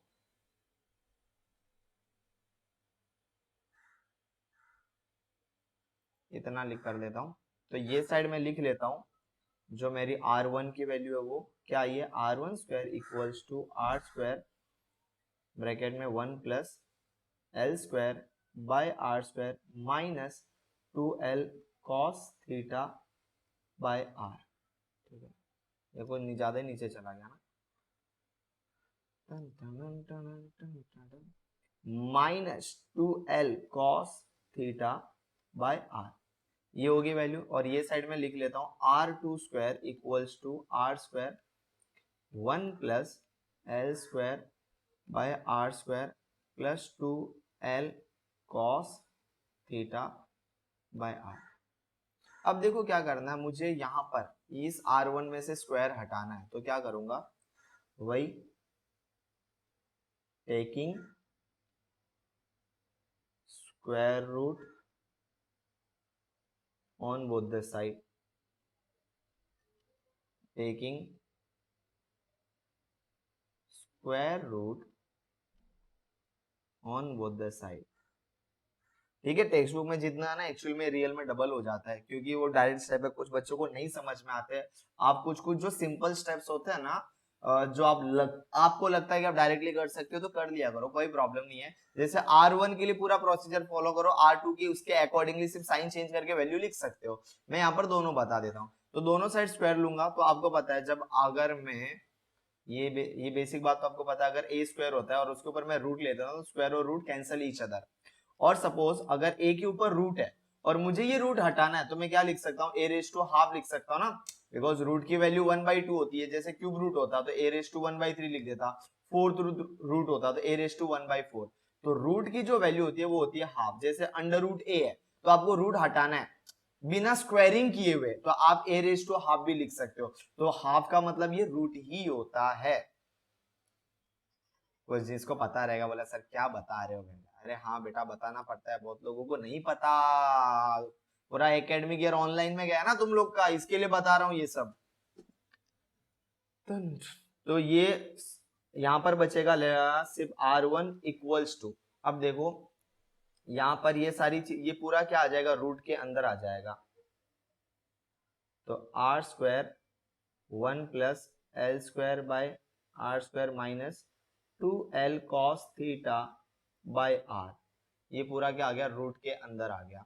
सेम थिंग यहाँ पर भी होगा, R2 equals to under root ये पूरा R square 1 plus L square by R square plus 2l cos theta by are.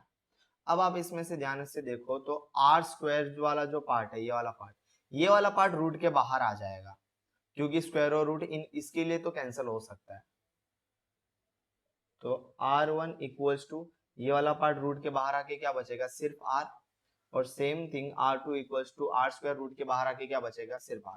तो जो बाकी बचा हुआ है उसके ऊपर से भी मुझे रूट हटाना है, यानी कि 1 plus L square by R square minus 2l cos theta upon R. मुझे यार इसके ऊपर से भी रूट हटाना है, तो इसके ऊपर क्या लिखा सकता हूँ, रूट हटाना है तो 1/2 लगा सकता हूँ। 1/2 लगा दिया मैंने। यहां पर भी देखो जो बचा हुआ पार्ट है, यानी कि 1 plus L square by R square plus 2l cos theta. यहाँ पर भी क्या करूंगा, मैंने रूट हटा दिया तो ऊपर 1/2 लगा दूंगा। ये मैंने 1/2। तो R1 और R2 की वैल्यू अब मुझे मिल गई, लेकिन यहाँ पर भी एक कंडीशन है माय हीरोज, माय डियर बेटा। वो ज्यादा प्यार हो गया ना, ओवर स्वीट मेरी आदत नहीं है, पता नहीं कैसे मुंह से निकल गया। मैं इतना ये बेटा बेटा ज्यादा जल्दी निकलता नहीं है, और चलो कभी कभी हो जाता है। अरे भाई ये टेढ़ा ही क्यों जा रहा है, सीधा हो जा। चल ठीक है, जैसा हुआ वैसे ही सही। हाँ तो अब देखो ध्यान से, अब क्या करना है, ये कंडीशन देखो। ये जो है ना आर, जो है ना अपना आर, वो बहुत बहुत बहुत बहुत ज्यादा बड़ा है किससे, एल से। जो एल यानी कि कौन सा हो गया, डायग्राम देखो ये सारी चीजों के लिए। एल कौन सा हो गया, एल हो गया तुम्हारा ये वाला पार्ट, और आर हो गया तुम्हारा ये वाला पार्ट। जो आर है वो लेंथ से बहुत बड़ा है, ठीक है। ये कंडीशन हम ऐसा मान के चल रहे, तो ऐसा कंडीशन हम मान के चल रहे, तो यहां पर लिख देता हूं फॉर शॉर्ट डाइपोल। अगर आपका जो डाइपोल है वो छोटा सा है, ये पॉजिटिव इधर नेगेटिव, इन दोनों के बीच में डिस्टेंस कितना हो गया, 2l। तो सेंटर से इतना हो गया l और इतना हो गया l। तो आपका ये जो लेंथ है ये बहुत ज्यादा छोटा होगा ये वाला जो r होता है ना उससे। तो r is much much much greater than l, या फिर l is much much much smaller than r। दोनों में से कुछ भी बोलो, बात तो एक ही है, ठीक है। तो ये जो कंडीशन ये मैं बोल रहा हूं, भाई सौरभ हो गया।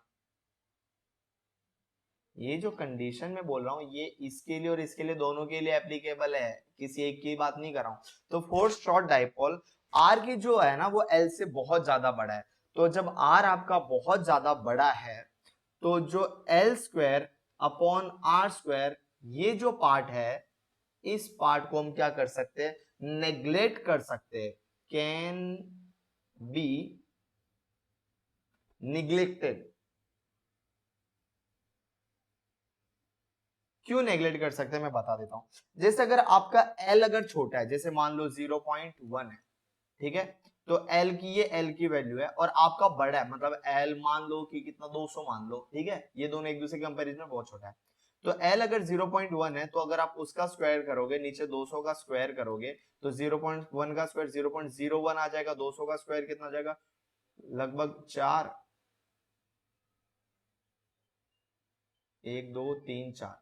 तो अब आप इसको डिवाइड करोगे, 0.01 को जो डिवाइड करोगे वो वैल्यू और छोटी आएगी ना, मतलब ये जो इतना छोटी वैल्यू आएगी कि आप उसको क्या कर सकते हो, नेग्लेक्ट कर सकते हो। अब ऑब्वियस सी बात है 0.1 को 4000 से डिवाइड करोगे तो वो वैल्यू कितनी छोटी आएगी यार, 40,000 से डिवाइड करो बहुत छोटी आएगी। तो इतनी छोटी आएगी कि आप उसको नेग्लेक्ट कर सकते हो। ये मैंने आपको नंबर्स के थ्रू बता दिया, क्योंकि जो भी नंबर पॉइंट में होता है, और पॉइंट में आप अगर किसी का स्क्वायर निकालते हो ना बेटा, तो उसकी वैल्यू बहुत ज्यादा छोटी आ जाती है। तो यहां पर क्या करो, आपको क्या करना है, R1 इक्वल्स टू R, ये L square upon R square को हटा दो इक्वेशन से। निग्लेक्ट करना मतलब हटा देना है। तो क्या बचेगा आपका 1 माइनस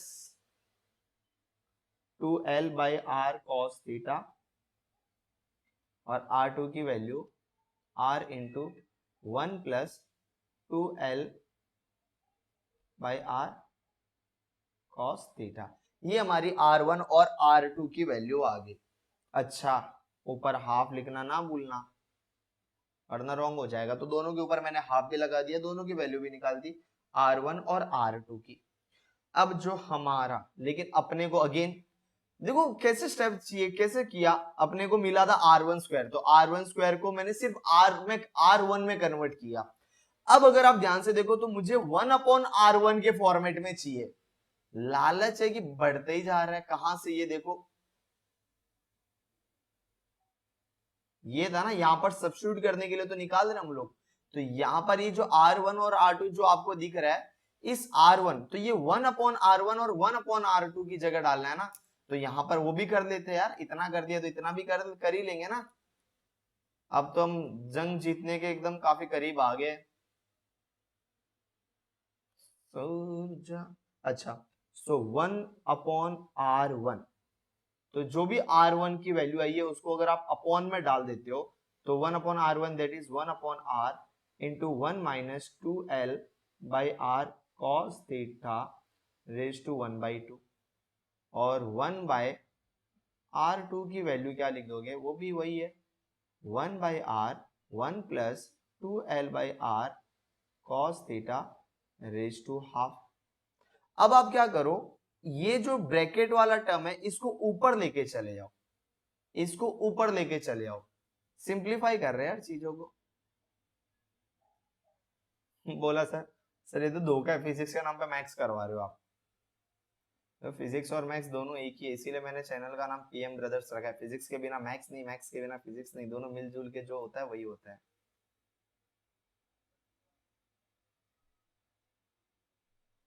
तारा तारा, देखो कैसे स्ट्रेट चालू हुई थी और बन गई टेढ़ी।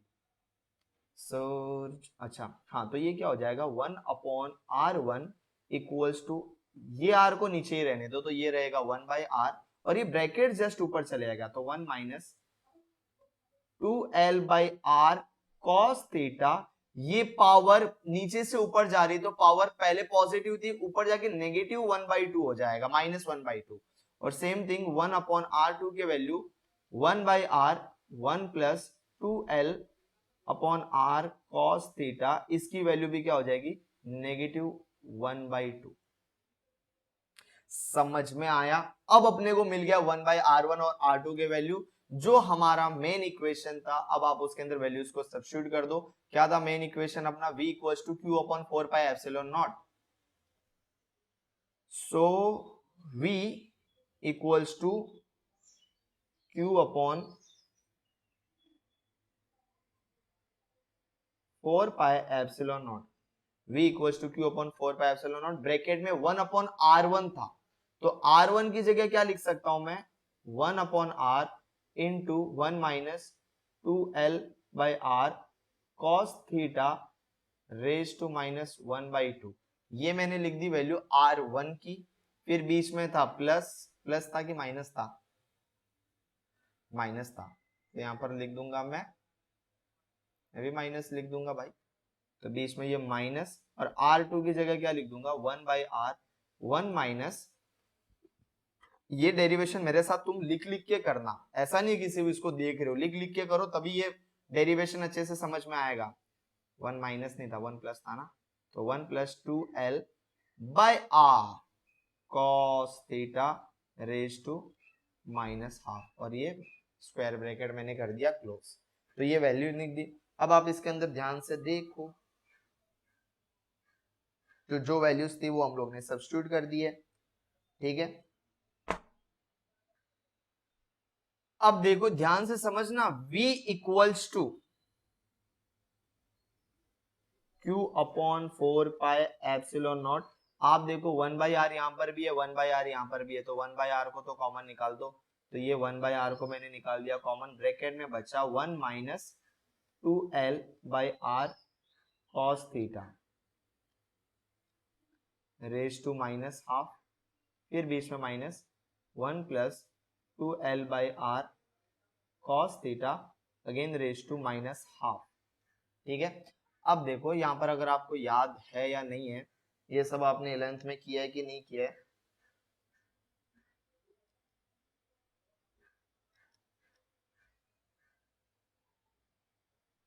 बाइनोमियल एक्सपांशन का एक फॉर्मूला है,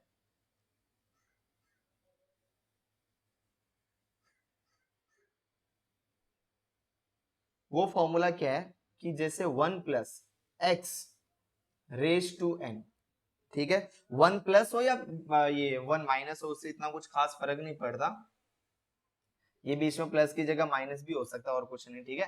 तो 1 plus X raise to N का फॉर्मूला जो होता है वो क्या होता है, वो होता है 1 प्लस एन एक्स। तो एन क्या होगी यहाँ पर, एन होगी ये पावर, ये जो पावर है ना इसको बोलेंगे एन, और बोले एक्स कौन हो गया, तो ये वाला पार्ट एक्स हो गया, यहाँ पर ये वाला पार्ट एक्स हो गया आपका, यहाँ पर बीच में माइनस है, यहाँ पर प्लस है, ये 1 हो गया, यहाँ पर भी 1 हो गया। तो ये उस फॉर्मेट में आ रहा है। बट ये फॉर्मूला यूज कब करना है सर, हर कंडीशन में ये यूज करना है? जी नहीं, हर कंडीशन में ये यूज नहीं करना है। एन मतलब पावर और एक्स का टर्म मैंने आपको बता दिया, ये आपको तब यूज करना है इफ अगर आपका जो ओ क्या बोल रहा था,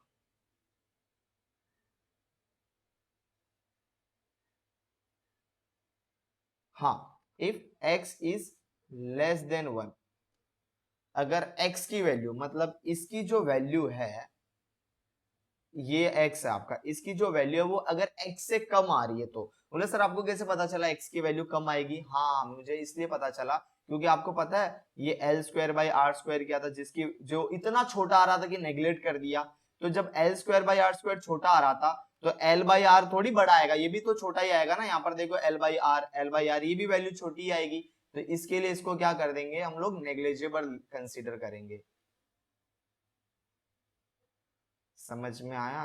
देखो पुरानी बातें याद रखनी पड़ती है यहाँ पर, दोस्ती यारी में नहीं रखोगे चलेगा बट यहाँ याद रहनी जरूरी है। तो यहाँ पर वही करेंगे हम लोग भी, क्या अप्लाई कर देंगे, एन एक्स। तो v equals to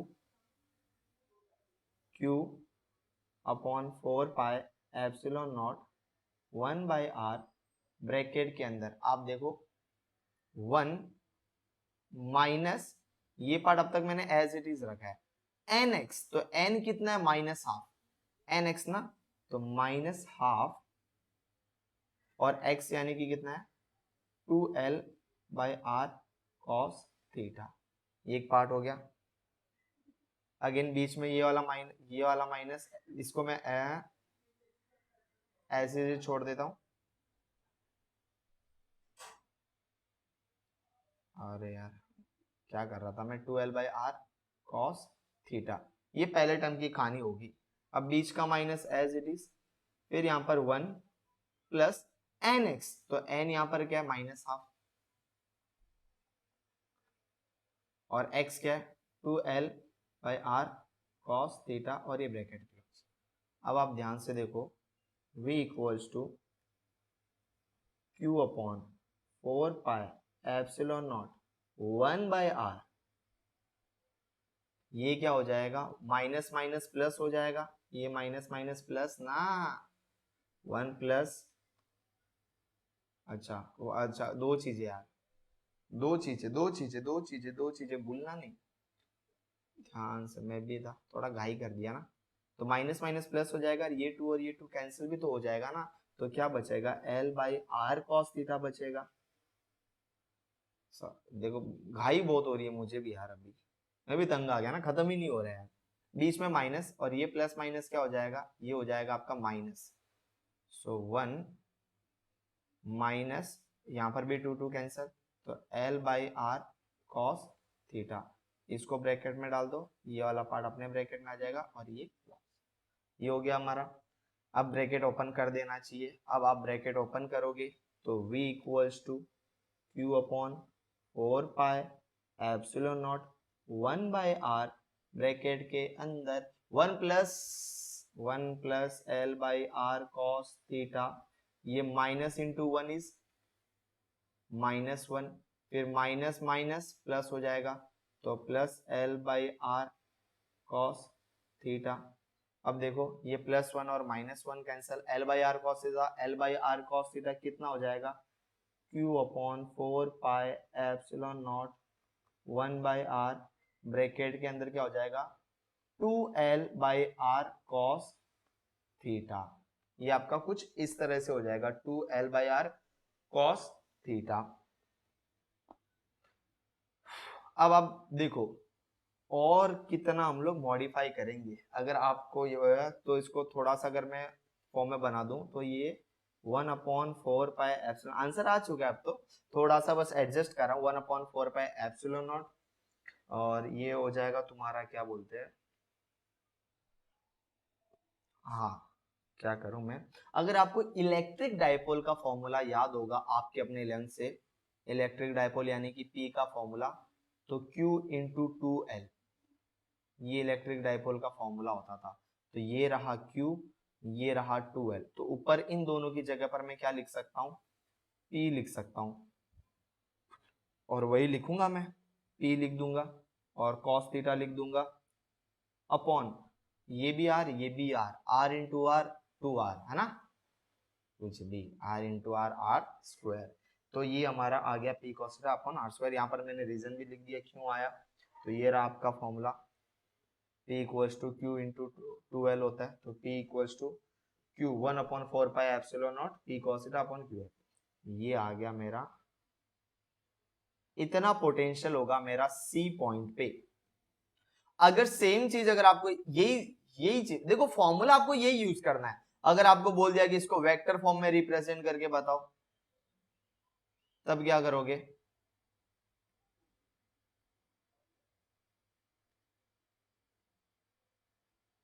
vector form में रिप्रेजेंट करना है तो क्या करोगे, तो सिंपल सी चीज है, V C equals to 1/4 pi epsilon naught. क्यों, क्योंकि ये आपका एक वेक्टर क्वांटिटी है ना, पी, पी तो आपका एक वेक्टर क्वांटिटी है।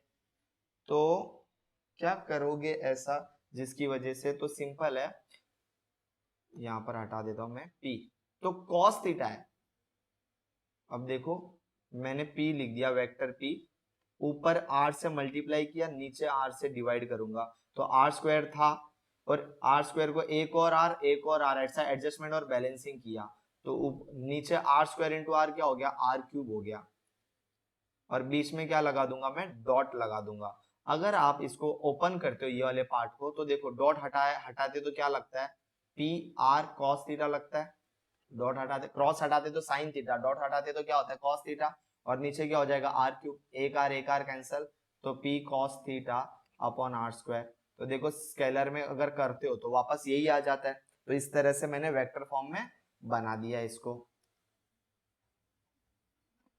ये सारी चीजें आपने पढ़ी होगी अपने 11th में, अभी याद नहीं आ रही है ना, बस सर कहाँ 11th याद है, 12th अभी स्टार्ट किया है मैं तो आज ही से।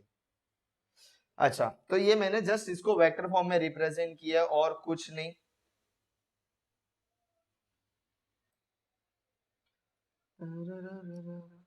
बोलो सर अब क्या बाकी रह गया, हाँ अब एक और चीज बाकी रहेगी, कुछ केस है।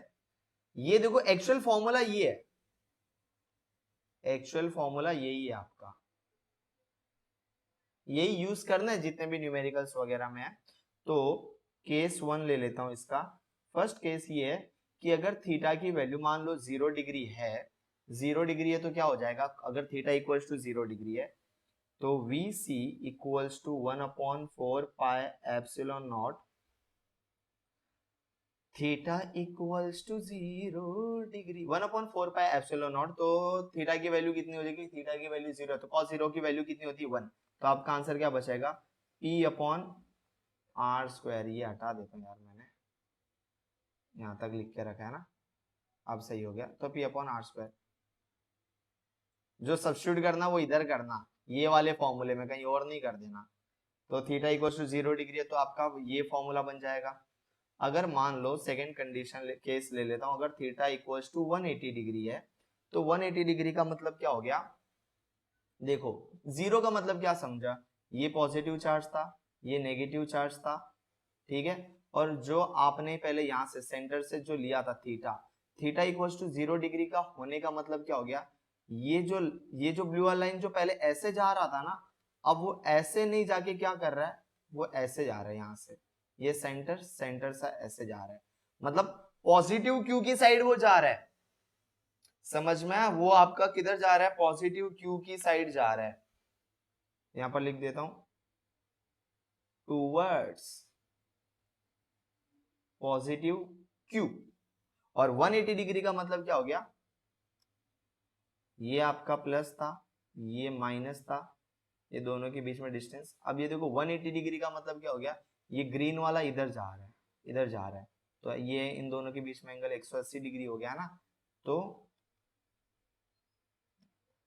Towards negative Q. रीजन भी समझो बेटा, रीजन समझो। तो v का फॉर्मूला क्या हो जाएगा, पोटेंशियल सी पॉइंट पे पोटेंशियल कितना बनेगा, 1/4 पाई एप्सिलॉन नॉट। कॉस 180 की वैल्यू होती है -1 होती है ना, ये देखो ये फॉर्मूला लेना है, यहाँ पर 180 की वैल्यू -1, तो -1 इंटू पी इज -p, तो ये हो जाएगा -p/r²। यहाँ पर पॉजिटिव पी आया, यहाँ पर नेगेटिव पी आया, ये डिफरेंस है। और अगर theta equals to 90 degree, cos 90 की वैल्यू पता है ना कितना है, 0 होता है, तो पूरा ही क्या हो जाएगा, जीबी ही आपका क्या हो जाएगा, 0। ये पॉजिटिव, ये नेगेटिव, और थीटा 90 डिग्री का मतलब ये यहाँ पर एग्जैक्टली है, यहाँ पर ये जो आर वाली लाइन थी ना, ये एग्जैक्टली 90 डिग्री है, तो v का वैल्यू क्या हो जाएगा, 0। और इस तरह से हमने ये फाइनल डेरिवेशन क्या कर दिया, कंप्लीट कर दिया। Electric potential due to an electric dipole completed. अब इसके बेस अपन एक और छोटी सी चीज कर लेंगे, क्या करेंगे वो, इसके बेस जो भी न्यूमेरिकल है उसको कंप्लीट करते हैं। चलो इसके बेस एक न्यूमेरिकल भी देख लीजिए लेते हैं। तो आपका सॉल्व एग्जांपल,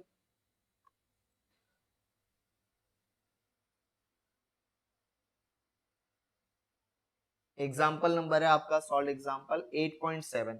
वो क्या कहना चाहता है, वो ये बोल रहा है कि एक शॉर्ट डाइपोल है, शॉर्ट डाइपोल है, उस डाइपोल मोमेंट की वैल्यू यानी कि P की वैल्यू अपने को दे रखी है 1 इंटू 10⁻⁹ कूलम मीटर।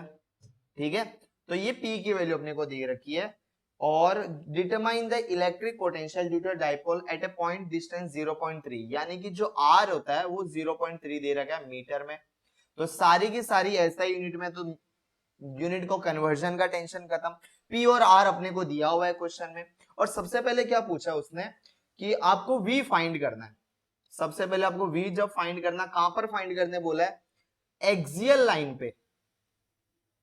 और एक्सियल लाइन का मतलब क्या हो गया, जैसे ये प्लस क्यू चार्ज है, ये माइनस क्यू चार्ज है, तो यही लाइन के ऊपर, मतलब ये आपका सेंटर मान लो, ये सेंटर है, तो इसी लाइन के ऊपर एग्जैक्टली, एक्सियल लाइन मतलब एक्सिस के ऊपर यार। तो थीटा कितना हो गया बाबू, 0 डिग्री ना, तो थीटा हो गया 0 डिग्री। अब आपका जो फॉर्मूला है v का formula, that is 1/4 pi epsilon not, फिर ऊपर क्या था, p cos theta upon r², यही फॉर्मूला आया था। तो v equals to 1/4 pi epsilon naught की जगह 9 इंटू 10⁻⁹ लिख देना। p की वैल्यू कितनी आई है, p की वैल्यू 1 इंटू 10⁻⁻⁹, यही वैल्यूज है ना। और उसके अंदर cos थीटा यानी कि क्या लिख दोगे, cos 0, cos थीटा यानी कि क्या ले लोगे आप, cos 0 डिग्री ना, cos 0 की वैल्यू होती है 1, तो इंटू 1, और अपॉन r² यानी कि 0.3 का स्क्वायर। अब इसको आगे सॉल्व कर देना यार, आंसर आ जाएगा। कैलकुलेशन तो कर ही लोगे, फिर भी कैलकुलेशन नहीं कर पाओ तो कमेंट करना, वो भी करके बताऊंगा मैं, कमेंट में बता देना मुझे। एंड देन अब क्या करना है, सेकेंड पार्ट में आपको वापस से पोटेंशियल फाइंड करना, बट इस बार एक्सियल लाइन पे नहीं, इस बार जो आपको फाइंड करना है वो है इक्वेटोरियल लाइन पे। इक्वेटोरियल लाइन का मतलब होता है ये आपका पॉजिटिव चार्ज, ये आपका नेगेटिव चार्ज, ये एक्सिस थी। इक्वेटोरियल लाइन मतलब परपेंडिकुलर वाला लाइन, मतलब थीटा इक्वल्स टू आपको कितना लेना, 90 डिग्री। और cos 90 की वैल्यू आपको पता है कितनी होती है, वो होती है 0। तो इक्वेटोरियल लाइन पे पोटेंशियल भी आपका कितना हो जाएगा, v इक्वल्स टू 0। नहीं तो। और उसके बाद ना यार वापस से पूछा अपने को, इस बार क्वेश्चन में खुद ने बोल दिया कि आपको जो थीटा है ना, थीटा जो है वो है 60 डिग्री। तो बेसिकली cos 60 की वैल्यू, 6 डिग्री लिख दिया मैंने, cos 60 की वैल्यू, cos 60 की वैल्यू होती है हाफ, तो मैंने लिख दिया हाफ। बाहों से छू लो तो बाहें तरसती है, क्या बोल रहा हूँ मैं यार, हाँ चलो वो V का formula V equals to 1 upon, यार बार बार लिखना पड़ता है, 1/4 pi epsilon naught P cos theta upon R square. So V equals to 9 into 10⁻⁹। P की वैल्यू कितनी है, P की वैल्यू कितनी है, अरे भाई वही है जो पहले क्वेश्चन में दी थी, 1 इंटू 10⁻⁹ कितना -9 था ना, तो 1 इंटू -9 cos 60 की वैल्यू कितनी हो जाती है, हाफ, यानी कि 1/2 the whole divided by R का स्क्वायर, दैट इज 0.3 का स्क्वायर। ये मैंने सब्स्टिट्यूट करके दे दिया, अब आगे सॉल्व कर देना, ठीक है। ये 2 1 जा 2 इंटू 4.5, देखो और कितना बताऊं, इतना सिंपल करके दे दिया, देखो कितना सारा मेन कैलकुलेशन कर दिया। 10 +9 और -9 ऑब्वियस सी बात है कैंसिल ईच अदर, तो ऊपर बचेगा 4.5 और नीचे बचेगा 0.3 इंटू 0.3। तो मुझे आप पर पूरा पूरा विश्वास है कि आप आगे का पार्ट कंप्लीट कर ही लोगे, कर लोगे ना यार, बोलना नहीं कि नहीं होगा सर, बहुत सिंपल है यार, इतना अगर इससे ज्यादा तो क्या, अच्छा वो भी ले वो भी बता ही देता हूँ, अभी इतना कर ही दिया तो 4.5 डिवाइडेड बाई कितना 0.3 इंटू 0.3 कितना हो जाएगा 0.09, पॉइंट को शिफ्ट कर दो तो ऊपर 45, पॉइंट का कितना डिजिट है, एक डिजिट है, तो नीचे इंटू 10 कर देना, यहाँ पर पॉइंट का कितने डिजिट है, 2 डिजिट है, तो ऊपर कितना कर दोगे 100 कर दोगे, तो 1 0 कैंसल, और v इक्वल्स टू कितना हो जाएगा 450 डिवाइडेड बाय 9। अब ये तो आता है ना, कितना होता है 50 वोल्ट हो जाएगा भाई, तो 50 वोल्ट होगा। चलो ये तो मेरे से मूड बन गया तो मैंने कर दिया, बाकी मैं नहीं करता, मैं जल्दी कैलकुलेशन करवाता नहीं हूँ, एटलीस्ट कुछ तो तुम करो, सब मैं ही करूंगा। तो ये डेरिवेशन और इसके बेस्ड हम लोग ने सॉल्व एग्जांपल भी कंप्लीट कर दिया है। अब एक लास्ट डेरिवेशन जो बचा है, जो हम लोग ने 3 डेरिवेशन स्टार्टिंग में जैसे कि हमने डिसाइड किया था वो कंप्लीट करना है, मतलब करना है। लास्ट डेरिवेशन अभी वापस अपने को क्या करना है, वही इलेक्ट्रिक पोटेंशियली फाइंड करना है।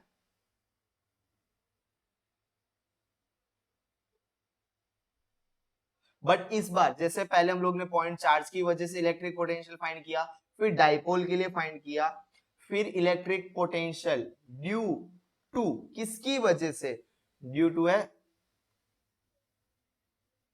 System of charges.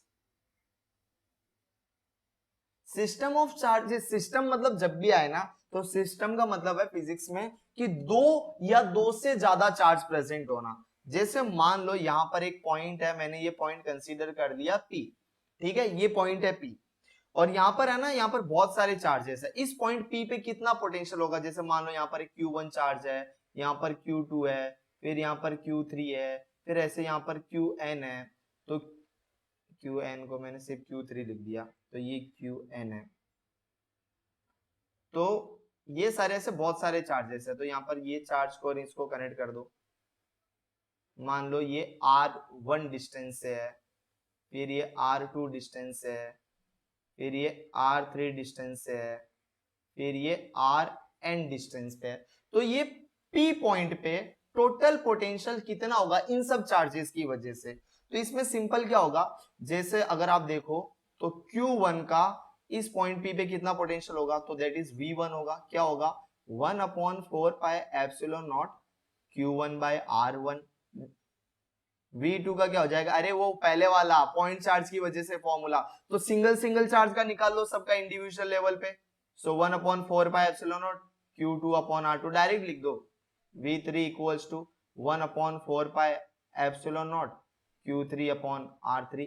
चाहे ऐसे कितने भी चार्जेस हो, क्योंकि पोटेंशियल आपके स्केलर क्वांटिटी है ना, तो आप स्केलर के थ्रू ऐड कर सकते हो। सो Vn के लिए क्या हो जाएगा 1/4 पाई एप्सिलॉन नॉट Qn/Rn।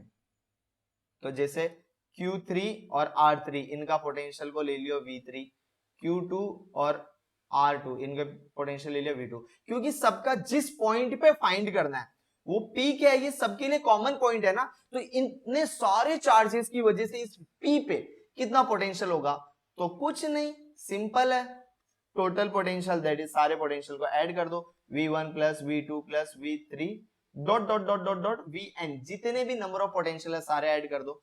अगर आप सारे ऐड करने जाओगे तो देखो 1/4 पाई एप्सिलॉन नॉट, ये एक ऐसा है कि ये सब में कॉमन है तो इसको पहले से कॉमन निकाल दो, तो क्या हो जाएगा Q1/R1 plus Q2/R2 dot dot dot dot dot Qn/Rn। ये बन गया हमारा formula total potential at point PV पे। देखो ये फॉर्मूला तो हमारा बन गया, आप चाहो तो मतलब फॉर्मूला तो यही यूज करना सिस्टम ऑफ चार्ज करने के लिए। इस फॉर्मूले को हम लोग एक और तरीके से रिप्रेजेंट कर सकते हैं, that is 1/4 pi epsilon naught को तो as it is summation of क्या हो जाएगा QI/RI, जहां पर QI/RI समीशन मतलब आपको क्या करना है, टोटल ऐड करना है, यही ब्रैकेट को वाला जो पार्ट है जैसे सारे ऐड कर रहे, तो समीशन ऑफ QI/RI। और I की वैल्यू कहां से स्टार्ट होती है, I इक्वल्स टू 1, तो I इक्वल्स टू 1 से स्टार्ट होती है, कहां तक जाती है भाई, कहीं की जितने नंबर होंगे उतने जाएंगे, तो ऊपर लिख दूंगा n, तो 1 से स्टार्ट होके nth नंबर तक जा सकती है, तो वेर I इक्वल्स टू 1 से स्टार्ट होके nth नंबर तक जा सकती है। तो ये हम लोग ये वाला जो है ना, इससे सिर्फ रिप्रेजेंट कर सकते हैं, अगर डेरिवेशन बोला तो सिर्फ रिप्रेजेंट करना है, जैसे वेक्टर फॉर्म है वो कैसे रिप्रेजेंट करने के लिए काम आते हैं, तो ये वाला पार्ट सिर्फ रिप्रेजेंट करने के लिए, कुछ फाइंड वगैरह करना तो आपको ये वाला यूज करना पड़ेगा, ये वाला।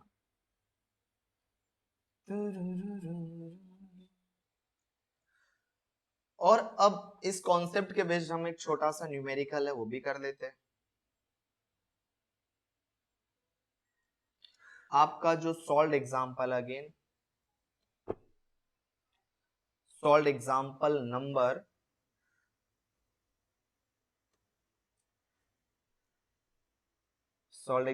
कौन सा है, 8.8। तो आपका क्वेश्चन जो है कुछ इस तरह से दिया हुआ है कि दो चार्जेस है Q1 और Q2, Q1 की वैल्यू है 5 × 10⁻⁻8 कूलम, वही दूसरी तरफ Q2 कौन सा है, -3 × 10⁻⁻8 कूलम, मतलब ये है पॉजिटिव, एक चार्ज तुम्हारा पॉजिटिव है और एक चार्ज क्या नेगेटिव, और ये दोनों चार्जेस कितने डिस्टेंस है, दोनों के बीच में जो डिस्टेंस है एग्जैक्टली वो कितना दे रखा है, 16 सेंटीमीटर, दोनों 16 सेंटीमीटर, तो इसको मीटर में कन्वर्ट कर देते हैं, दैट इज 16/100, तो ये हो जाएगा 0.16 मीटर, कितना हो जाएगा 0.16 मीटर। सो वो दोनों जो चार्जेस है वो कितना 0.16 meter, they are separated to each other, इतना डिस्टेंस सेपरेटेड है, ये अपने को कंडीशन दे रखी है, ठीक है। तो अगर मैं इसका डायग्राम बनाऊं तो कुछ इस तरह से बनेगा, मान लो ये पॉजिटिव Q है, ये नेगेटिव Q है, ठीक है, और दोनों के बीच में, यार स्ट्रेट लाइन नहीं बन रही है, मैं यहां से ले लेता हूं, ठीक है,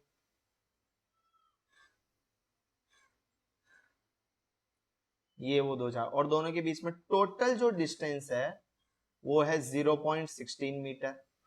और बोला है क्वेश्चन में, क्या बोला है कि इस एक्सिस में, ये पूरी एक्सिस हो गई, ठीक है, ये जो है ना पूरी एक्सिस हो गई, तो क्वेश्चन में ये बोला है कि the line joining two the two charges, ये दोनों चार्जेस को जो लाइन ज्वाइन हो रही है, वो लाइन पे अगर कौन सा वो पॉइंट है जहां पर तुम्हें V जो है वो 0 मिलेगा, तो मान लो मैंने वो पॉइंट यहां पर ले लिया, ये पॉइंट P ले लिया, और ये पॉइंट P पे क्या मिल रहा हूं, 0 मिल रहा हूं, ये पॉइंट P है जहां पर 0, ये मेरा एजम्पशन है।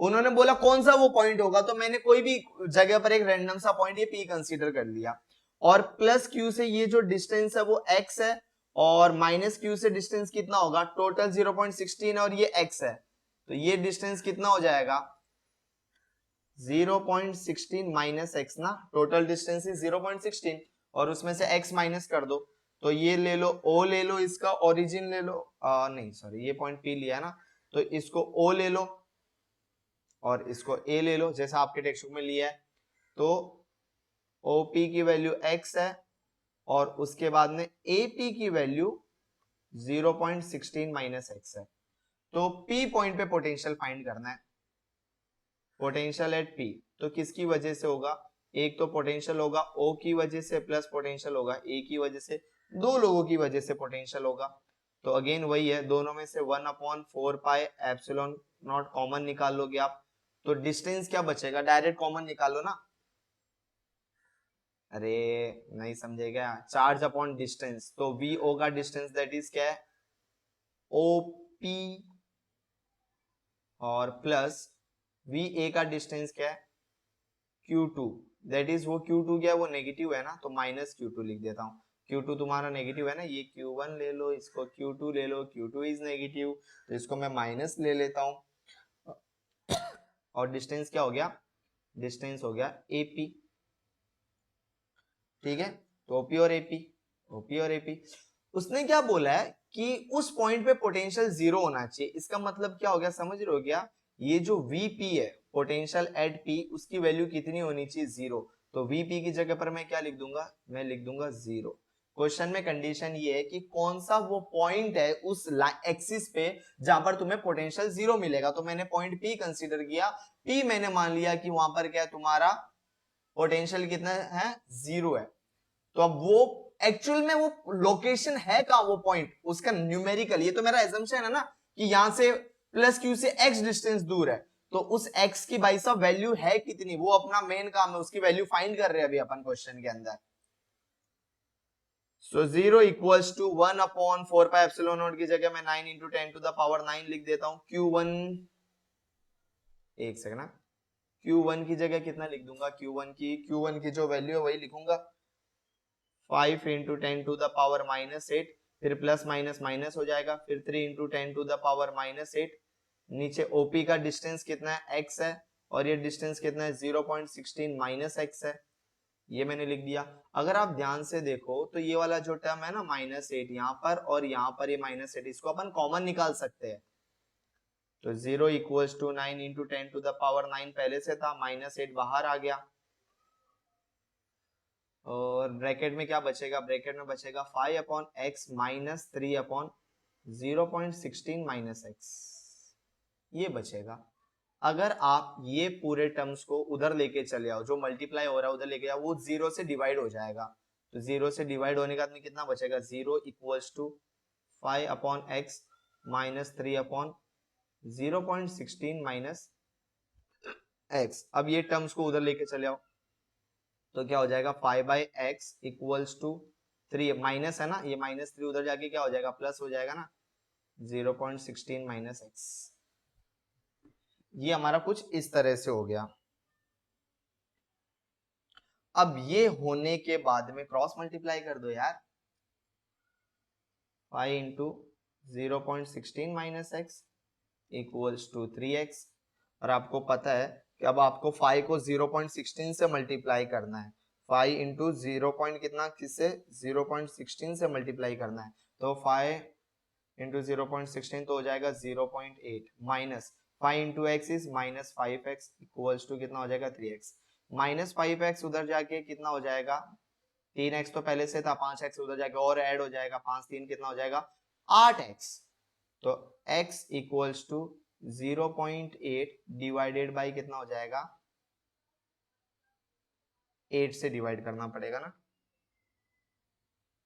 तो कितना हो जाएगा, x इक्वल्स टू कितना हो जाएगा, 0.1 मीटर, और अगर आप सेंटीमीटर में कन्वर्ट करो तो मल्टीप्लाई बाय 100 कर दो, तो क्या हो जाएगा, x इक्वल्स टू 10 सेंटीमीटर बन गया। ये कब, जब पॉइंट को मैंने माना कि पॉइंट इन दोनों चार्जेस के कहीं बीच में है, अगर मान लो ये बीच में नहीं होता, मतलब इसका सेकंड नेक्स्ट कंडीशन क्या पॉसिबल है, जैसे मैंने यहां पर मान लो ये मेरा पॉजिटिव, वही सेम चीज करना है, नेक्स्ट कंडीशन, दो कंडीशन पॉसिबल है यहाँ पर, x की दो वैल्यू है, दो वैल्यू कैसे, कि ये अपना पॉजिटिव चार्ज, ये अपना नेगेटिव चार्ज, ठीक है, तो ये पॉजिटिव और नेगेटिव, ये डिस्टेंस, ये O था, ये आपका A था, पहले मैंने POA के बीच में कहीं पर लिया था, इस बार कैसा है, ये जो मेरी लाइन है वो मैं दोनों साइड एक्सटेंड कर सकता हूं, इस बार मान लो कि मैं P अंदर नहीं लेके बाहर ले रहा हूं, मान लो मैंने P ये पॉइंट पे ले लिया, ये मेरा क्या है, पॉइंट P, तो अब क्या करूंगा, ये पॉइंट P O से कितने डिस्टेंस दूर है, मान लो वो डिस्टेंस ले लिया मैंने x, और इन दोनों के बीच का, दो चार्ज के बीच का डिस्टेंस तो आपको ऑलरेडी पता है कितना हो गया, 0.16, तो O से लेके P, तो OP मेरा कितना हो गया, OP मेरा हो गया x डिस्टेंस, तो AP कितना हो जाएगा, टोटल x, AP मतलब इतना पार्ट चाहिए, तो इतना पार्ट क्या करना है, तो x में से 0.16 को माइनस कर दो ना, तो x माइनस 0.16, तो इस बार OP और AP की ये वैल्यू होगी, सिर्फ कुछ किया कुछ नहीं है, सिर्फ पॉइंट P पहले अंदर लिया था, अब मैंने बाहर लिया, तो अगर मैं बाहर लेता हूं तो बाहर ये वो पॉइंट है, बाहर अगर अंदर लिया था, अब मैं बाहर ले रहा हूं, बाहर ये वो पॉइंट मान लो मैंने कंसीडर किया है कि इस पॉइंट पे पोटेंशियल मेरा कितना होगा, जीरो होगा, क्योंकि यहां पर आपको कौन सा पॉइंट कंसीडर करना है, वो पॉइंट जहां पर पोटेंशियल क्या होना चाहिए, जीरो होना चाहिए। सो अगेन वही फॉर्मूला तो वही रहना है, Vp equals to 1/4 pi epsilon naught Q1, यानी कि Q1 का डिस्टेंस क्या है, OP, और बीच में प्लस हो जाएगा, Q का डिस्टेंस कितना है, AP, ये डिस्टेंस है, और VP की वैल्यू आपको पता है कितनी होनी चाहिए, जीरो होनी चाहिए, तो जीरो 1/4 पाई, क्योंकि आपको पोटेंशियल उस पॉइंट पे फाइंड करना है जहां पर आपका पोटेंशियल क्या होता है, जीरो। Q1 की value 5 into 10 to the power -8 upon OP की वैल्यू दैट इज x, ये प्लस Q की value -3 into 10 to the power -8 upon AP की वैल्यू x माइनस 0.16। अगर आप देखो तो वहां पर पहले वाली कंडीशन में x प्लस था, यहां पर x माइनस आया, बस यही डिफरेंस है और कुछ नहीं। अब देखो 0 equals to 1/4 pi epsilon naught की वैल्यू होती है 9 इंटू 10 टू द पावर 8, और ये -8 को क्या कर सकते हो आप, बाहर निकाल सकते हो, किसके, गेट के, नहीं रे, ब्रैकेट के, तो इंटू 10 टू द पावर -8 को आपने बाहर निकाल दिया, तो 5/x, और प्लस माइनस माइनस हो जाएगा 3/x माइनस 0.16, ये पूरे टर्म को उधर लेके चले जाओ इक्वल्स टू के वो साइड, तो ये पूरा टर्म अपॉन जीरो अपॉन ये हो जाएगा, तो इक्वल्स टू जीरो, उधर जाके वो भी जीरो हो जाएगा ना, तो 5/x minus 3 upon x minus 0.16, अभी माइनस वाला टर्म उधर चले आएगा, तो 3/x minus 0.16 equals to 5/x, cross multiply कर दो, 3x equals to 5 into x minus 0.16। अब आप नॉर्मल कैलकुलेशन करना आपको, 3x equals to 5 into x कितना होता है, अरे यार 5x इंटू इज 5x, फिर बीच में माइनस का माइनस, तो 0.16 इंटू कितना हो जाएगा 5x माइनस 0.16 इंटू 5, तो कितना हो जाएगा 0.8। तो एक काम करो, फिर इसको इधर लेके आ जाओ, इसको इधर लेके आ जाओ, तो माइनस 0.8 आते उधर जाके प्लस 0.8, और ये हो जाएगा 5x माइनस 3x, तो 0.8 equals to 5x minus 3x that is 2x, और x equals to 0.8 divide by 2, तो x की वैल्यू कितनी बच जाएगी, x इक्वल्स टू 0.4 मीटर, और आप चाहो तो इसको सेंटीमीटर में कन्वर्ट करने पे x इक्वल्स टू कितना हो जाएगा 40 सेंटीमीटर, तो x इक्वल्स टू या तो 10 सेंटीमीटर है, या तो x इक्वल्स टू 40 सेंटीमीटर है, x इक्वल्स टू 10, या फिर x इक्वल्स टू 40 सेंटीमीटर, ये वो दो पॉइंट है जहां पर तुम्हारा v क्या हो सकता है, जीरो हो सकता है। जो क्वेश्चन की डिमांड थी वो हम लोग ने फुलफिल कर दी। आई होप यहां तक क्लियर होगा। अब जो हम लोग ने पढ़ा है उसके बेस्ड एक आपकी जो एक्सरसाइज की क्वेश्चन है, जैसे हम लोग ने सॉल्व किया, अब हम लोग अनसॉल्व वाले करते हैं। ये क्या हो गया,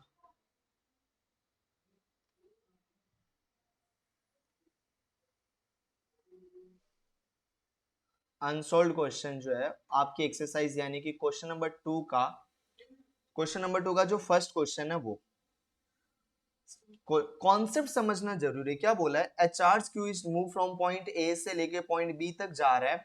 जैसे आपने एक डाइपोल रखा हुआ है, ये प्लस क्यू चार्ज, ये माइनस क्यू चार्ज, ठीक है, ये डाइपोल है, तो ये दोनों डाइपोल को मैं ज्वाइन कर देता हूँ, ये है आपका डाइपोल।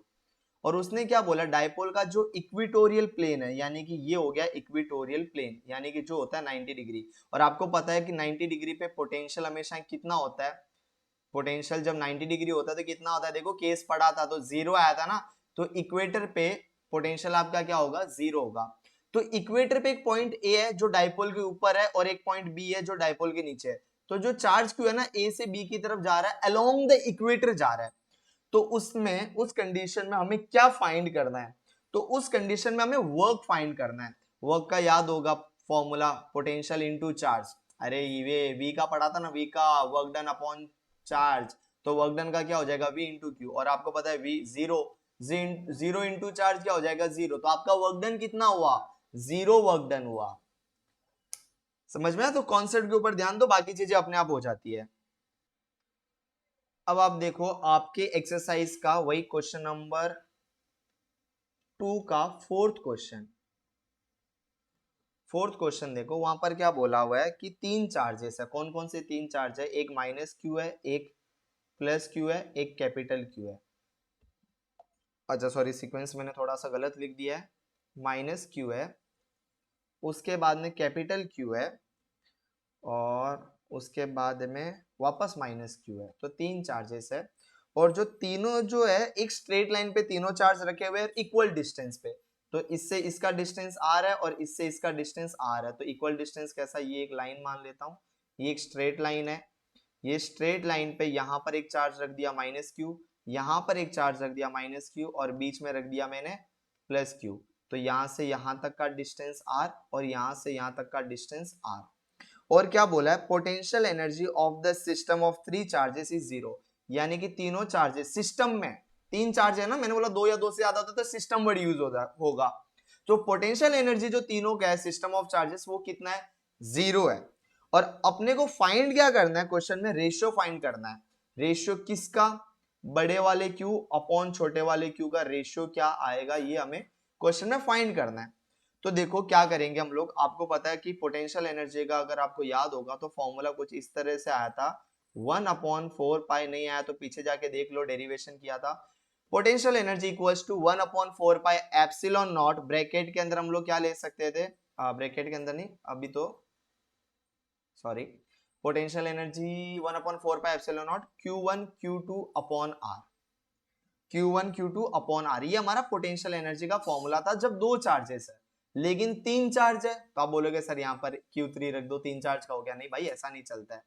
तो आप एक टाइम पे दो ही चार्ज ले सकते हो, जो फॉर्मूला है वही। तो आप क्या करोगे, इन दोनों का जोड़ी लोगे, फिर इन दोनों का जोड़ी लोगे, फिर आप इन दोनों का जोड़ी लोगे, ऐसा तीन कंडीशन होता है ना, परम्यूटेशन कॉम्बिनेशन। तो जैसे सपोज पहले वाली जोड़ी ले लो, u equals to 1/4 pi epsilon naught, तो मैं कॉमन निकाल देता हूं ब्रैकेट के अंदर। देखो पहले दो चार्जेस कौन से हो जाएंगे, देखो डिस्टेंस तीनों में सेम है, तो पहले दो चार्जेस, जैसे पहला चार्ज जो ले रहा हूं मैं, इसका और इसका ले रहा हूं, ठीक है।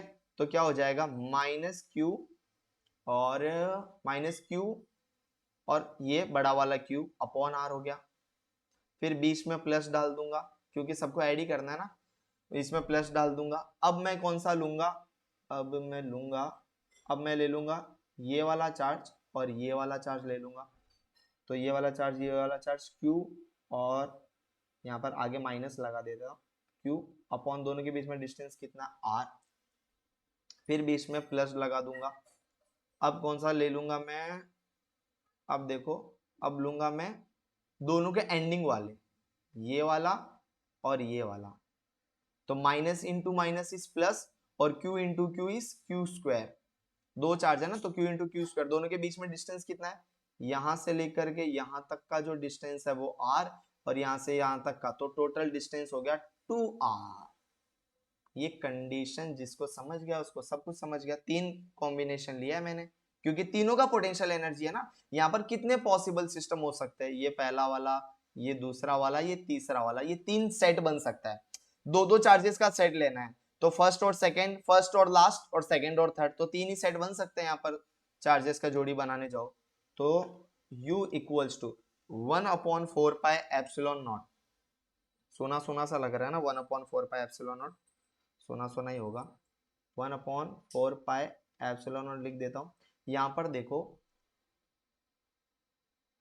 माइनस Q/R, ये दोनों प्लस माइनस क्या हो जाएगा, माइनस हो जाएगा ना, तो minus Q/R plus Q² upon 2R।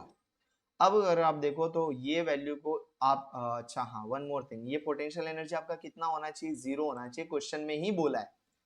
तो 0 equals to 1/4 pi epsilon naught, bracket में बचा ये भी माइनस ये भी माइनस, तो माइनस माइनस क्या हो जाएगा प्लस, लेकिन साइन तो किसका रहेगा, माइनस का रहेगा ना, तो -2QQ by R plus Q square by 2r। अब देखो ये वाले टर्म को अगर उधर भेज दो तो ये भी उधर जाके क्या हो जाएगा, 0 equals to -2QQ by R plus Q square by 2r। अब अगेन देखो ये माइनस वाले टर्म को अगर आप उधर भेज दो तो उधर जाके क्या हो जाएगा, प्लस हो जाएगा ना, तो 2QQ by R equals to Q square upon 2r। तो अब देख लो आप, ये r और ये r तो कैंसिल हो जाएगा, और ये 2 को उधर भेज दो आप, और यहाँ से भी एक क्यू और एक क्यू कैंसिल, तो बचेगा क्या, आप ध्यान से देखो, तो बचेगा यहाँ पर बचेगा क्यू बचेगा, और यहाँ पर बचेगा क्यू बाई 2 बचेगा, सॉरी 2 तो पहले से था, ये वाला भी 2 उधर आ गया ना, तो 2 × 2 हो गया। और अब क्या करो, इसको इधर भी लेके आ जाओ, तो Q upon Q equals to 1/4, और ये रेशियो पूछा था तो हम लोग ने फाइंड कर दिया, रेशियो क्या हो गया 1:4। देखो स्टार्टिंग में यही रेशियो तो फाइंड करना था यार अपने को, और कर दिया फाइंड, कर लिया ना। तो इसके बेस्ड हम लोग ने साथ ही इतने डेरिवेशन और इन डेरिवेशन के सॉल्व और अनसॉल्व सारे न्यूमेरिकल्स भी सक्सेसफुली कंप्लीट कर लिए।